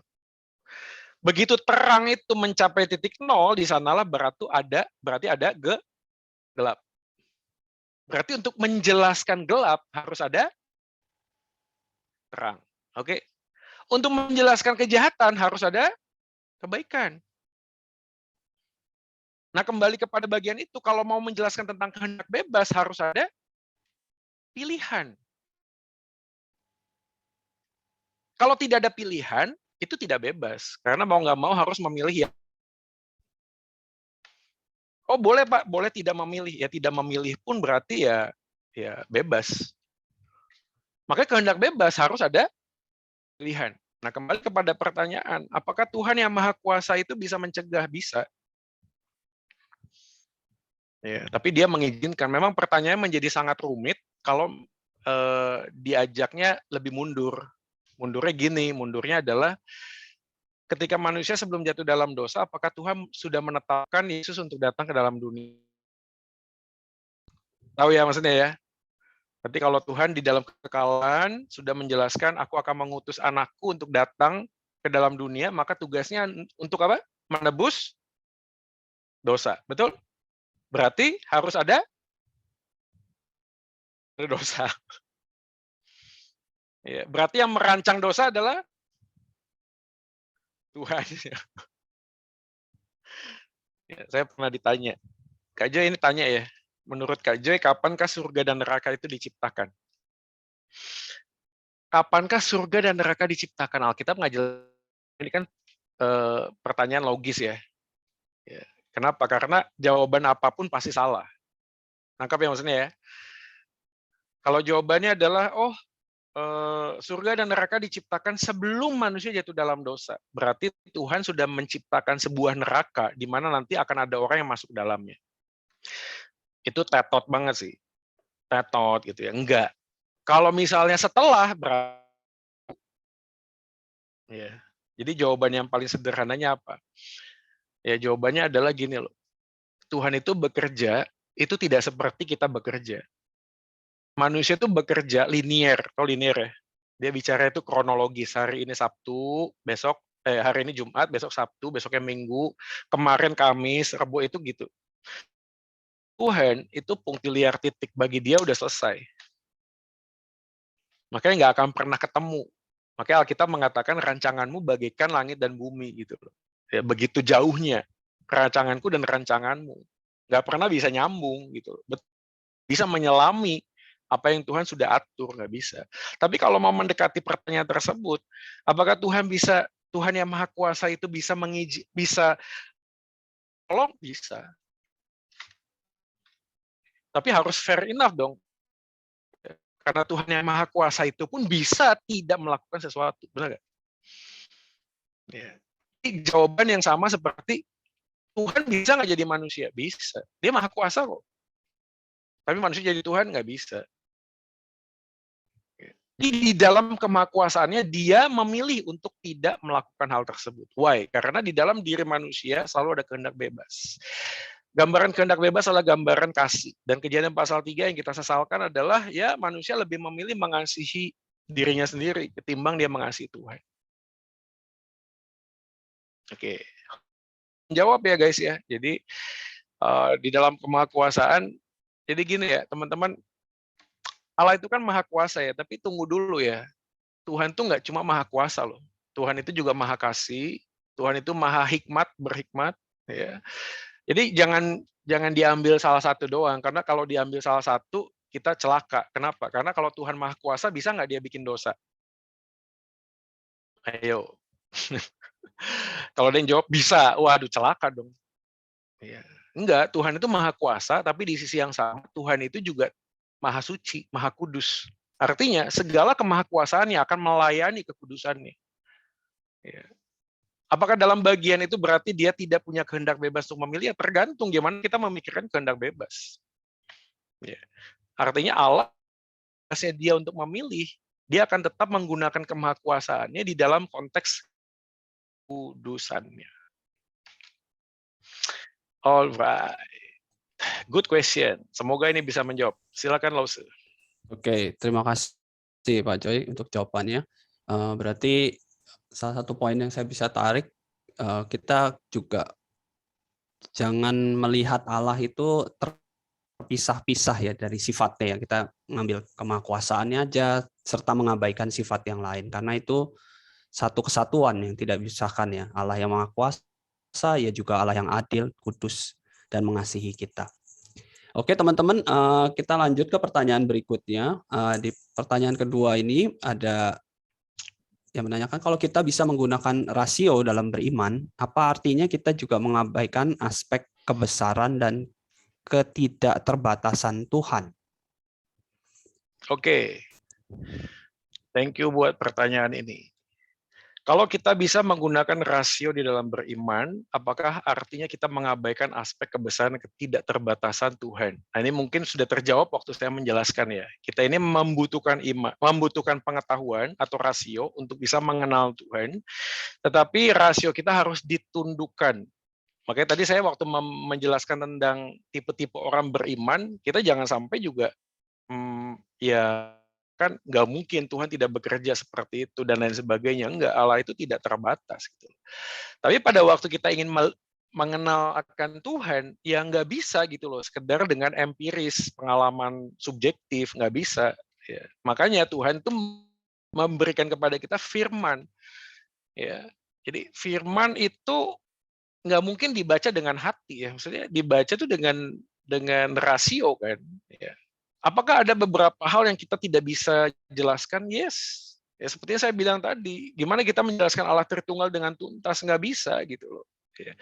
Bagaimana kita menunjukkan tentang surga dan neraka? Nggak bisa. Duinaturnya ya banyak sekali pergumulannya gitu loh. Bagaimana menjelaskan di dalam diri pribadi sang anak yaitu Yesus ada dua natur di sana, ada natur Allah ilahi dan manusia gitu ya, tidak tercampur, tidak bersatu, sesuatu hal yang memang beyond, nggak bisa gitu loh. Tetapi apa yang dinyatakan oleh Alkitab, Yesus mengampuni dosa manusia, Yesus memberikan mukjizat, bicara tentang dirinya, bahkan waktu dia mati pun dia didakwa itu karena dia menyatakan dirinya seperti Allah. Ya, dan memang sedemikian gambaran. Jadi apakah rasio membatasi keterbatasan Tuhan? Jawabannya sih it's no sih. Makanya kita tetap harus menundukkan rasio. Ya teman-teman, kata kuncinya adalah iman itu, rasio di dalam beriman itu tidak pernah irasional. Ya, tetapi suprarasional. Dia bukannya tidak masuk akal, tapi dia melampaui akal. Itu dua hal yang berbeda ya guys ya. Ya, jadi irasional itu maksudnya adalah nggak masuk akal. Kenapa bisa begitu? Kita nggak menerima itu. Kenapa? Karena kita bisa memahami dengan logika. Ya, kita bisa memahami dan mengenal Tuhan dengan apa yang Tuhan percayakan kepada kita. Tapi pada saat yang sama ada hal yang beyond. Ya, salah satunya adalah dengan mujizat. Ya, bagaimana seakan-akan ada hukum alam yang tidak bisa dijembatani dengan rasio manusia. Ya beyond. Ya, begitulah Allah bekerja. Karena gimana pun juga kata kuncinya adalah kita adalah ciptaan, dia adalah sang pencipta. Nggak mungkin ciptaan bisa mengenal seluruhnya sang pencipta. Gambaran sederhana ya, ada menjelaskan tentang Allah dan manusia itu ya. Jadi ada satu dimensi, itu biasanya gambarkannya adalah binatang. Binatang itu tidak punya roh seperti kita, enggak. Ya, binatang itu jiwa, dia bekerja dengan intuitif. Tapi ada yang dua dimensi, yaitu kita. Kita punya sesuatu yang punya gambaran rasio. Kita bisa tutup mata, memejamkan, kita bisa masuk dalam dimensi yang berikutnya. Ya. Jadi kalau garis itu nggak akan pernah dua garis, kotak. Garis dengan kotak, kotak dengan garis, itu nggak bisa. Tapi yang kotak bisa memahami garis, kenapa? Karena di dalam kotak, unsur dari kotak ada garis. Paham ya? Ini garis satu, karena garisnya jadi 4, jadi kotak. Tapi ada dimensi, yaitu bujur sangkar. 3 dimensi. Bujur sangkar itu terdiri dari 1, 2, 3, 4, 5, 6 kotak. Betul? Ketemu dengan bujur sangkar, yang ketemu cuma depannya kotak-kotak aja. Itu kotak ya, padahal ada dimensi berikutnya di belakangnya itu ada bujur sangkar, ini ada gambar sih, cuma saya nggak siapin, tapi ini gambarnya sederhana. Nah, dimensi yang dua, kita hanya bisa melihat dalam dimensi yang dua, yang kotak itu, kepada Tuhan, kotak itu. Tapi apakah yang belakangnya kita nggak bisa atau nggak bisa? Karena dia masuk dalam dimensi, 3 dimensi. Oke, nah kita kotak bisa pahami binatang. Tapi binatang yang garis nggak bisa melihat kita yang sangkar. Ya, hopefully kalian bisa paham ya, ini analogi yang sederhana sih, melihat dimensi kehidupan manusia. Jadi kalau kita ngomong tentang manusia, ya kita hanya bisa memahami siapa Tuhan karena kita hanya bujur sangkar dan melihat ya itu dia bujur sangkar, ya itu saja gitu. Ya. Selebihnya dalam dimensi Tuhan kita nggak bisa tahu. Oke, itu tadi yang rasio ya. Oke, silakan Los. Oke, untuk sesi Q&A ini teman-teman mohon diperhatikan, teman-teman panitia sudah memberitahukan tata cara kita memberikan pertanyaan. Minta untuk teman-teman yang mengajukan pertanyaan bisa ditujukan kepada panitia dengan nama Q&A ya, bisa di search saja Q&A, bisa ditujukan ke sana bukan ke everyone ya, supaya teman-teman panitia juga bisa mengkurasi, mengumpulkan dan menampilkannya ke dalam slide ya. Dan kita akan masuk ke pertanyaan ketiga Pak Joy. Nanti setelah itu kita akan dengarkan pertanyaan dari teman-teman yang mau mengajukan pertanyaan secara langsung. Buat teman-teman yang mau ngajak pertanyaan secara langsung mungkin bisa raise hand dari sekarang supaya teman-teman panitia bisa mengurutkan ya. Kita nanti akan terima beberapa, bisa raise hand sekarang. Dan kita sesuai jadwal kita akan sesi pertanyaan ini sampai 20-30 ya. Tapi kalau misalnya ada beberapa pertanyaan yang masih bisa kita cover, kita akan extend 10 menit. Jadi sampai 20-40. Oke ya teman-teman. Jadi kita masuk ke pertanyaan ketiga yang mungkin agak mirip nih Pak Joy dengan pertanyaan sebelumnya. Kalau jika memang beriman itu pada dasarnya harus rasional, bagaimana jika kakek nenek yang sudah kesulitan dalam menangkap sesuatu dapat memahami iman secara rasional? Oke, ini agak mirip ya. Jadi teman-teman yang harus ditegaskan adalah begini ya. Iman itu, rasio itu adalah salah satu bagian dari iman. Oke, jadi kalau salah satu bagian dari iman, kita meyakininya adalah setiap orang itu dipercayakan porsi untuk bisa memahami tentang siapa Tuhan di dalam porsinya masing-masing. Kalau teman yang nanya tadi pakai contoh kakek dan nenek, maka pertanyaan yang lebih ekstrim adalah gimana dengan orang yang disabilitas, misalnya ya, yang lahirnya itu dengan ketidakmampuan rasio, misalnya. Ini pertanyaan yang sering juga jadi banyak pertanyaan, gimana dengan orang-orang ODGJ, betul ya, OD, orang dengan gangguan kejiwaan, ya betul ya, ODGJ ya, orang-orang dengan kejiwaan. Saya berapa kali juga pelayanan di sana, ya. Jadi saya meyakini adalah bagaimanapun juga iman itu tunduk, rasio itu tunduk kepada iman. Dalam konteks ini saya mau mengatakan kita hanya bisa memahami siapa Tuhan berdasarkan dengan bagaimana Tuhan menyatakan dirinya kepada kita. Oke? Jadi Tuhan yang menyatakan dirinya kepada kita meresponnya dengan rasio. Makanya iman yang sejati pengertian. Nah, pertanyaannya apakah setiap orang mempunyai rasio yang sama untuk bisa mengenal Tuhan? Jawabannya tentu saja tidak. Seperti yang saya tadi jelaskan, ada beberapa orang yang tidak punya kemampuan dengan rasio mereka. Bentar.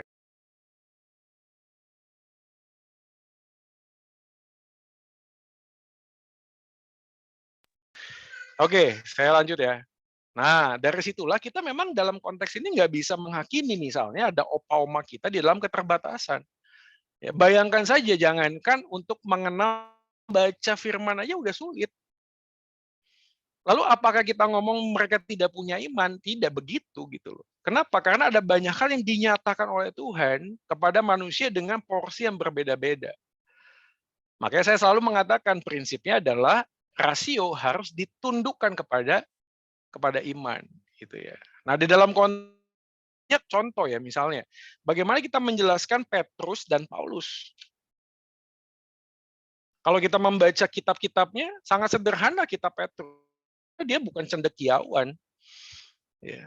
Jadi kalau kita bicara tentang bagaimana itu dibangun, poinnya adalah untuk membangun relasi membutuhkan rasio. Perhatiin ya, ada orang yang ngomong gini, Pak, agama tidak butuh rasio. agama tidak butuh rasio. Kalimat agama tidak butuh rasio aja muncul dari rasio kan?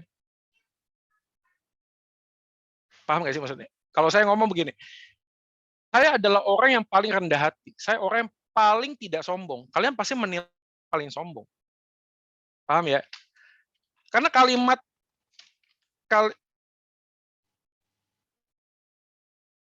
Oke, sorry. Karena ini mati ya? Oh enggak. Karena kalimat tersebut membunuh penyataan saya sendiri.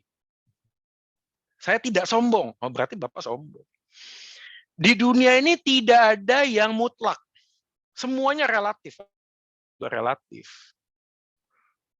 Ya, tidak ada, agama tidak butuh rasio. Agama tidak butuh rasio itu muncul dari rasio. Benar nggak sih? Ya. Kan nggak mungkin tuh tiba-tiba agama tidak butuh rasio. Kamu bisa mikir itu dari mana? Dari hatiku. Kalau itu muncul dari pikiranmu, kamu memikirkan agama tidak butuh rasio, itu pakai rasio. Tapi masing-masing orang itu diberikan pemahaman yang berbeda-beda. Makanya saya tadi sampaikan, karena ini apologetics for youth, kita juga harus bertanggung jawab dengan setiap rasio yang dipercayakan dengan kadarnya masing-masing. Ngerti nggak ya maksudnya? Ya, kita nggak bisa bandingin, oh kalau gitu opa-oma kita tuh nggak pernah ikut seminar ini, nggak ada iman yang nggak gitu. Ya, karena sekali lagi iman itu pemberian dari Allah. Oke. Ya, jadi ini clear ya. Jadi iman itu rasio itu harus ditundukkan di dalam iman, dan setiap orang punya porsi rasio yang berbeda-beda. Jadi kita nggak bisa menilai bahwa pengetahuan kita tentang firman Tuhan itu menunjukkan kadar iman kita. Enggak. Kenapa? Karena salah satu dari iman itu rasio. Salah satu ya. Kan kita bahasnya kan tentang itu ya. Ya, tapi ada satu bagian yang lain yaitu persetujuan, kehendak. Oke, jadi kita harus mempertanggungjawabkan kehendak kita melalui apa yang kita pikirkan. Silakan, Lause. Oke, terima kasih Pak Joy. Satu kalimat yang terus-menerus diulang bahwa rasio itu harus ditundukkan di bawah firman ya, di dalam firman Tuhan. Nah, itu yang menjadi pengingat buat setiap kita. Ya, kita ada satu penanya secara langsung, sudah raise hand dengan Saudara Brahma. Oke, silakan boleh nyalakan kameranya dan dibuka mic-nya ya. Boleh panitia juga boleh di spotlight ya.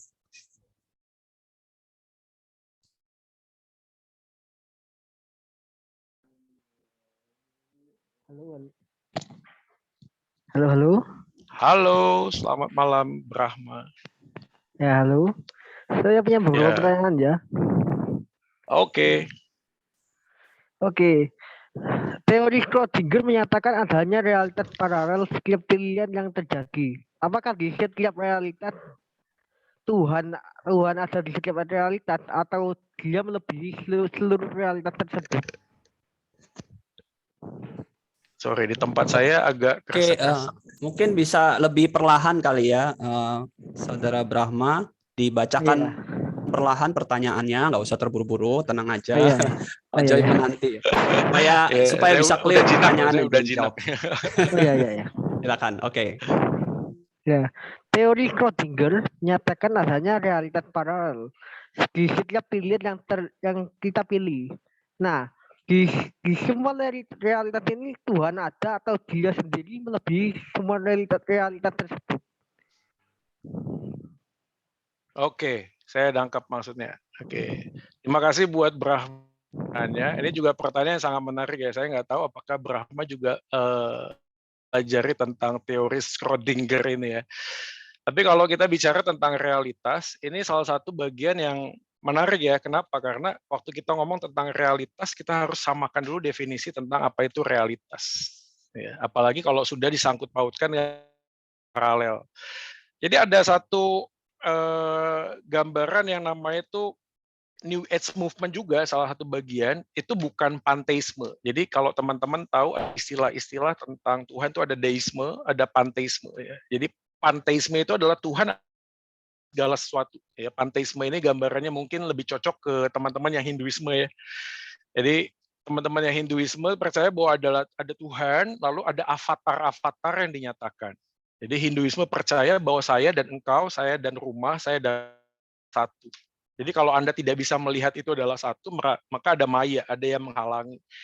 Maka yang harus dilakukan adalah meditasi supaya kita masuk dalam sebuah peringkat, kita bisa melihat sesuatu itu sama dengan kita. Itu panteisme. Ya, panteisme, di segala sesuatu ada Tuhan. Tapi ada yang menarik, ada yang namanya panentheism. Ya, panentheism. Jadi kalau panentheism itu gambarannya adalah bukan segala sesuatu adalah Tuhan, tapi segala sesuatu ada Tuhannya.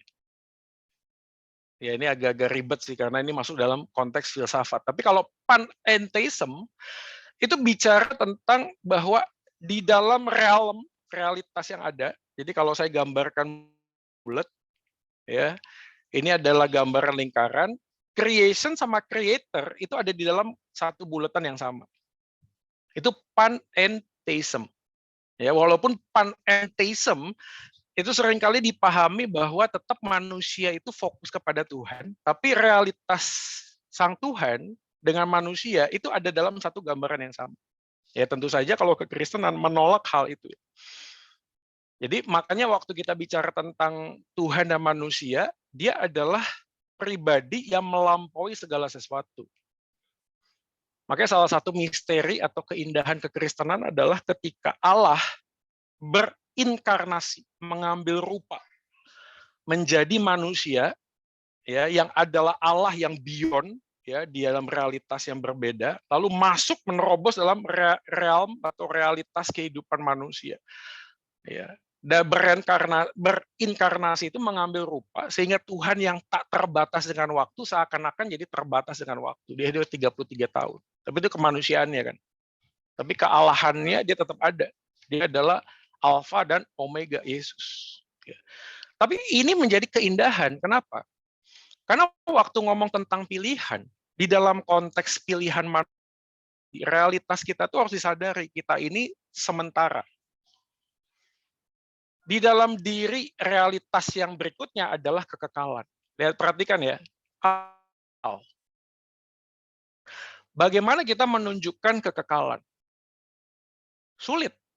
Ya. Kenapa? Karena realitasnya itu berbeda. Kita nggak bisa ngomong kekal itu adalah sesuatu yang diukur dengan 100 tahun, 1000 tahun.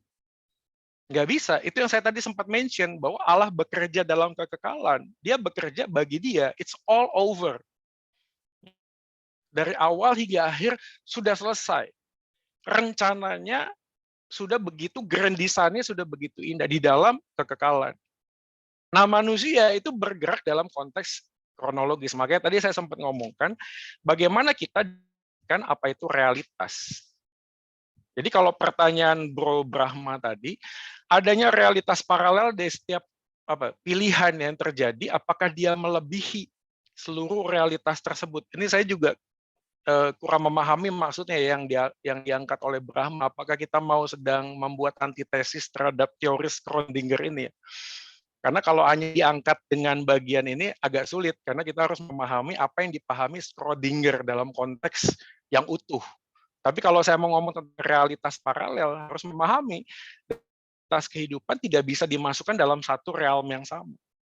Ya. Jadi dia selalu, Tuhan itu adalah metafisikal. Jadi meta itu kan melampaui, melebihi. Ya. Makanya disebutnya dengan ilahi. Gitu ya.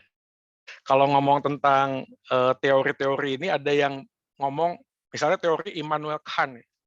Dia ngomong di idea. Dia ngomong gitu, di idea. Manusia tidak akan pernah bisa memahami siapa dirinya sebelum dia mencapai di idea itu.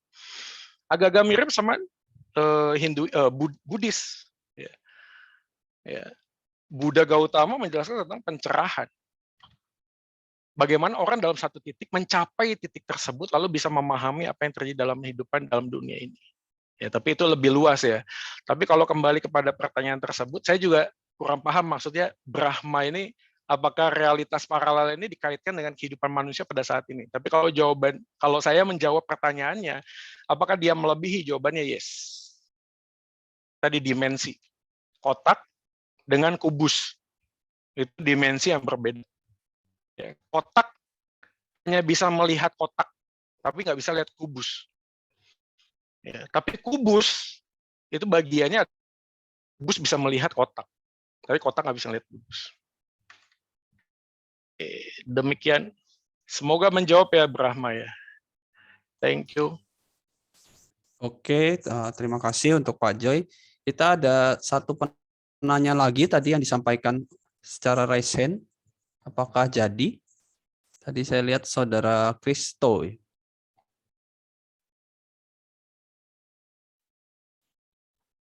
Bagaimana panitia?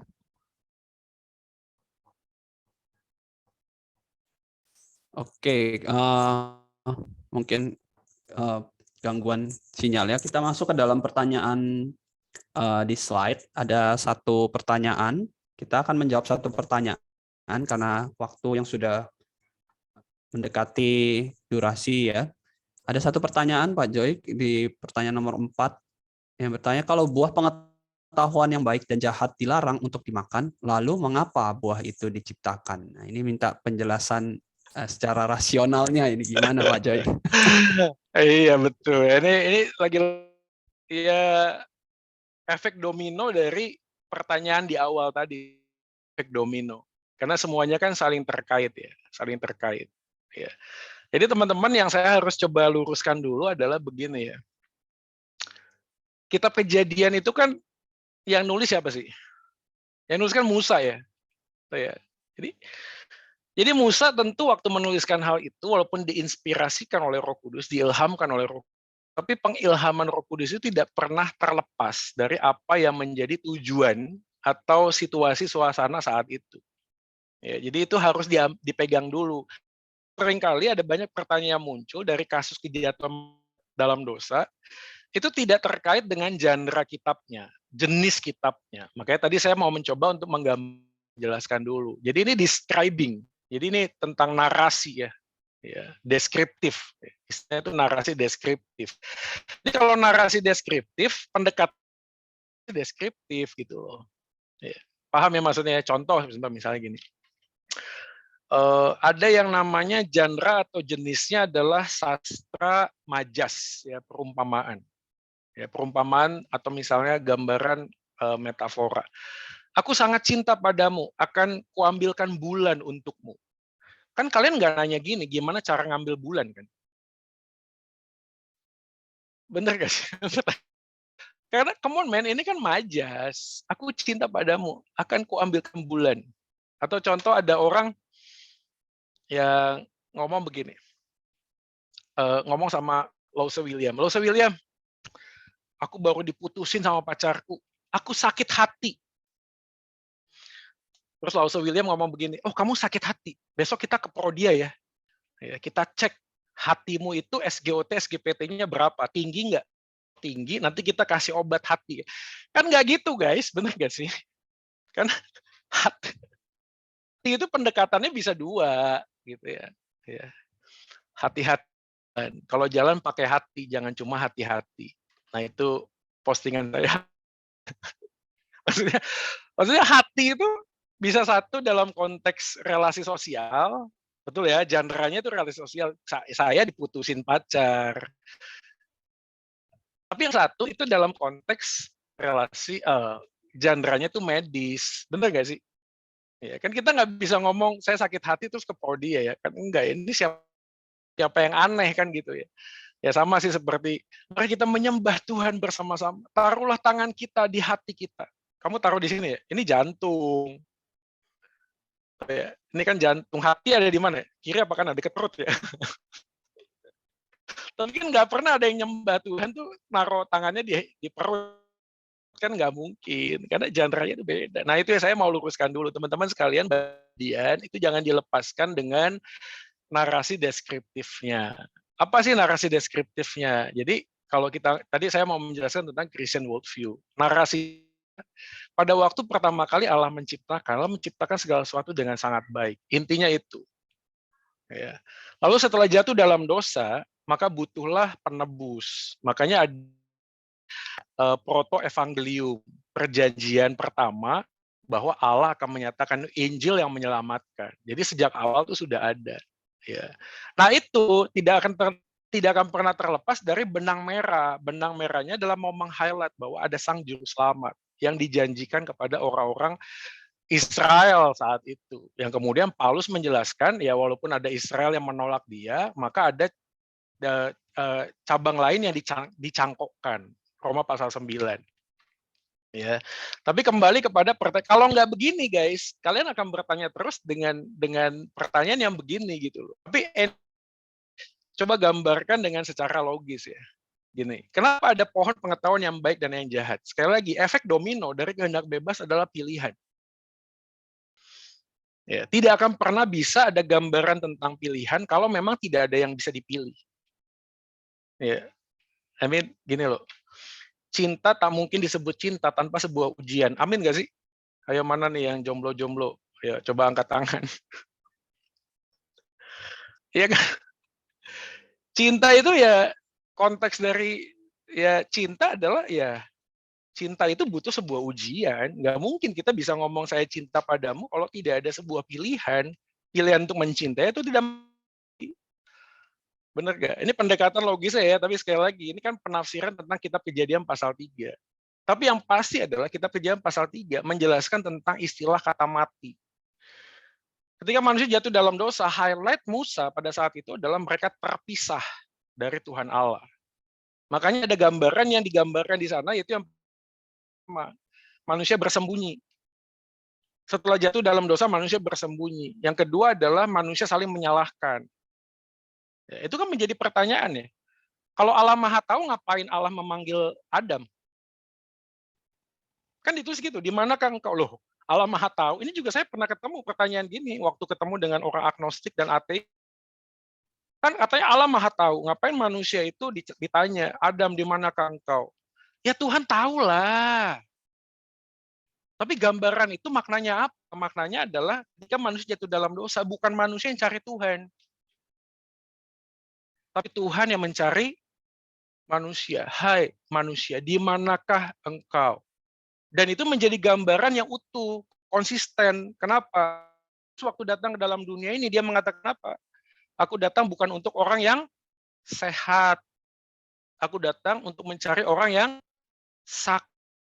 Inisiatif itu menjadi benang merah di dalam konteks narasi, dalam jadi membacanya begitu guys. Nanti kalau enggak muncul lagi itu buah tuh buah apa gitu. Ya, ada lagi yang ngomong wah itu kan cuma mitos. Ya karena ada yang mengkaitkan bahwa pada zaman saat itu ada literatur kuno yang menjelaskan tentang kisah yang agak mirip. Ada nggak ada, agak-agak mirip kisahnya begitu. Tapi bagi saya tetap meyakini bahwa Tuhan bisa menggunakan literatur begitu untuk menggambarkan tentang Tuhan. Karena kan pengilhaman kan tidak membuat manusia hilang kesadaran, itu ya maksudnya. Tidak menghilangkan itu. Itulah keindahan tentang inspirasi kitab suci ya. Dari 40 penulis berbeda waktu, berbeda tempat bisa menuliskan tentang tema yang sama.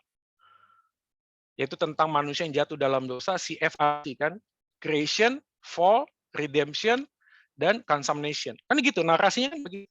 Allah menciptakan segala sesuatu dengan baik, Kejadian pasal 3 manusia jatuh dalam dosa, fall, lalu kemudian Yesus datang, redemption, R, dari sana kita melihat consummation, glorification, suatu kali kelak kita akan berjumpa dengan itu. Itulah narasi di dalam kitab. Mengambil bagian-bagian dari kisah narasi itu membuat kita terjebak dengan tadi rasio kita bukan ditundukkan kepada iman, tapi kita mencari cara untuk menjatuhkan iman dengan rasio kita. Ya begitulah ya. Oke, ini menarik sih di sini ya, luar biasa ya. Tapi jawabannya begitu ya guys ya. Jadi kenapa harus ada pohon? Ya memang kisahnya narasi deskriptif begitu. Tapi kalau mau pendekatannya logis adalah ya tidak mungkin kehendak bebas tanpa sebuah pilihan, guys. Bagaimana bisa ngomong begitu? Kecuali kalau manusia diciptakan sebagai robot. Ya. Dan kehadiran itu tidak akan punya arti apa-apa. Ya, kan menarik ya, karena iblis menggodanya kan begitu. Mirip dengan pencobaan Yesus kan, coba. Siapa bilang kamu bakal mati? Yang di-quote sama iblis apa? Perkataannya Tuhan Allah kan. Siapa bilang kamu akan mati? Ya. Persis waktu iblis mencoba Yesus, gambarannya ada tertulis kan gitu. Ya, katanya Tuhan Allah akan menatang engkau akan begini, engkau akan begitu. Ya itu tadi kerjanya iblis lalu gitu memutarbalikkan apa yang menjadi kebenaran. Ya, jadi lihatnya ya itu makanya keindahan iman Kristen tuh begitu ya kan. Saya mendorong teman-teman yang masih muda gunakanlah rasio kita supaya kita bisa melihat dan menyelidiki ini dengan baik. Oke. Oke, terima kasih Pak Joy untuk jawaban dan respon atas pertanyaan-pertanyaan yang sudah masuk. Dan teman-teman yang sudah memberikan pertanyaan, mohon maaf karena terbatasan durasi juga kita harus mengakhiri sesi tanya jawab kita. Dan buat teman-teman untuk pertanyaan-pertanyaan yang masih belum bisa dijawab, bisa mengirimkan pertanyaan kepada kami panitia dan kami bisa sampaikan kepada Pak Joy atau yang boleh menyampaikan melalui WhatsApp yang tertera di grup peserta atau juga melalui DM Instagram kami di @renasgkt juga bisa, atau langsung DM ke Pak Joy-nya juga secara langsung. Kalau mungkin mau bertanya secara langsung, Pak Joy ini cukup aktif ya, aktif bahkan bisa dibilang di media sosial ya, Instagram dan YouTube. Oke, terima kasih untuk Pak Joy, dan setelah ini kita akan masuk ke dalam sesi dokumentasi. Persilahkan untuk teman panitia dan rekan-rekan sekalian boleh menyalakan kamera, kita akan masuk ke dalam sesi dokumentasi. Boleh menyalakan kamera, kita akan berfoto bersama. Oke, dipersilakan.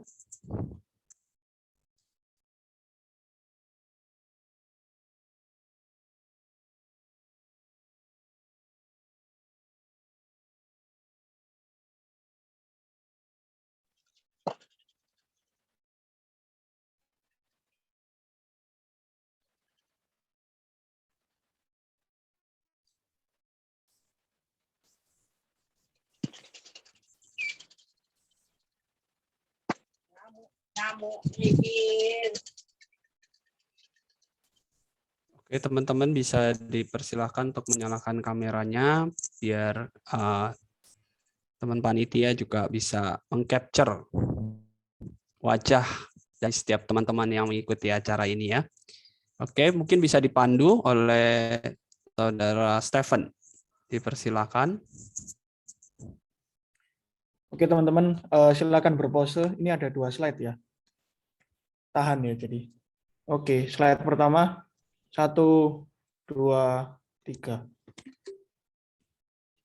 Untuk slide kedua, 1, 2, 3.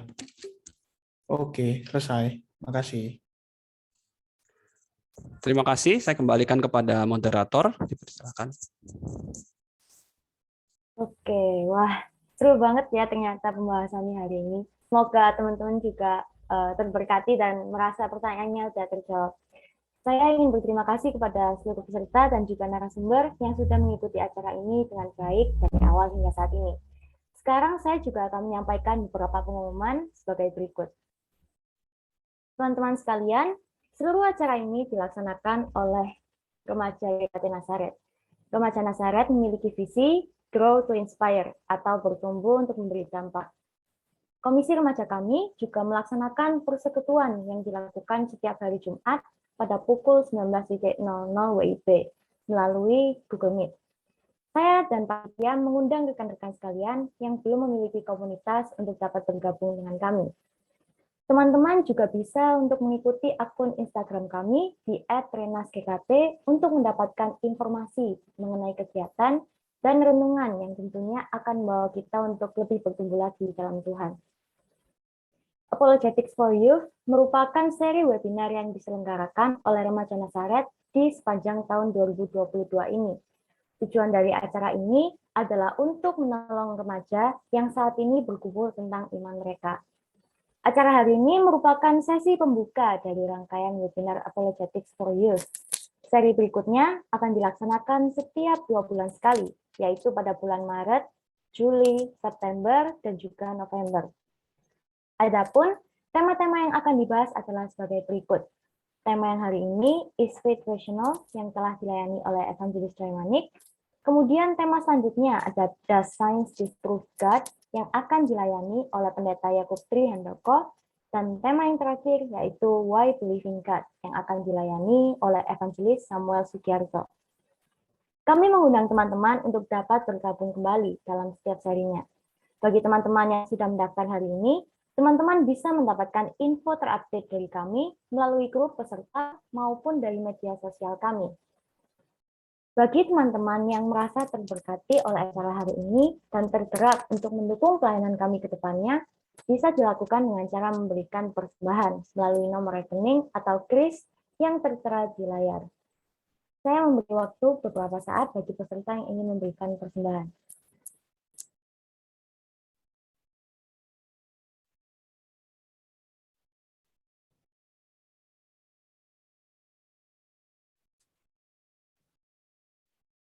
Peserta juga diharapkan untuk dapat mengisi form evaluasi acara yang akan dibagikan oleh panitia. Seperti yang bisa dilihat di kolom chat, sudah ada linknya. Mohon dibantu untuk diisi supaya kami bisa mengembangkan acara kami ke depannya. Mungkin sekian saja pengumuman yang dapat saya sampaikan. Sekarang kita akan menutup acara kita pada malam hari ini. Saya persilahkan kepada narasumber untuk menyampaikan statement dan menutup acara kita pada malam hari ini dengan doa berkat.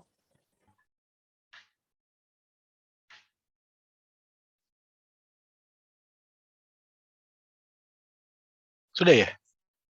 Ya, Pak Joy. Oh, oke. Oke. Teman-teman, saya akan quote ya kalimat yang saya sudah siapin sini. Jadi tadi itu masih 16 ya. Masih ada 20 slide lagi. Mungkin nanti next kita bisa bahas lagi ya. Tapi saya mau sampaikan quote-nya begini ya. Penyembahan tanpa persembahan hidup bukanlah penyembahan. Dan perubahan pikiran di dalam Kristus adalah awal dari sebuah penyembahan yang sejati. Kata sembah dalam bahasa Indonesia itu bisa menjadi persembahan, bisa jadi penyembahan. Kalau kita menyembah Tuhan, tidak mungkin tanpa mempersembahkan hidup. Ya. Dan Roma pasal 12 mempersembahkan hidup itu dimulai dari renewing your mind. Ya, berubahlah oleh pembaharuan budimu. Ya, kiranya Tuhan Yesus memberkati kita sekalian, mari kita berdoa. Bapa dalam surga, terima kasih buat kebaikan-Mu.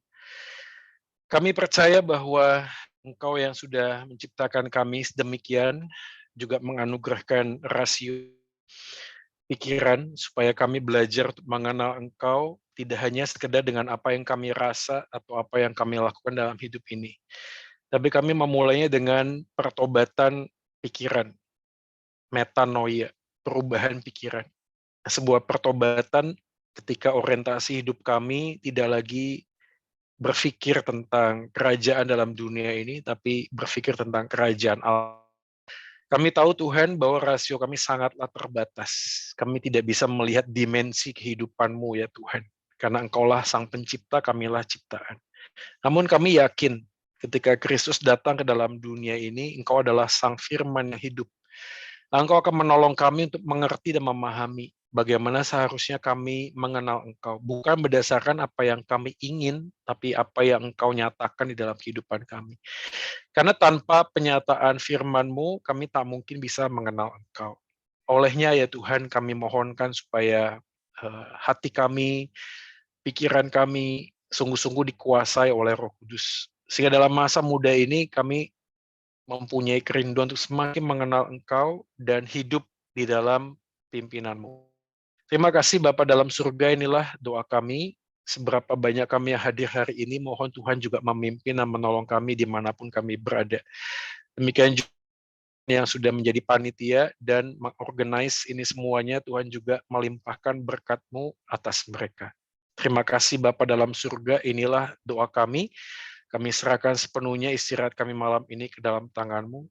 Di dalam nama Yesus, Tuhan kami, tebus dosa bangkit dan naik ke surga. Kami sudah berdoa dan memohon. Amin.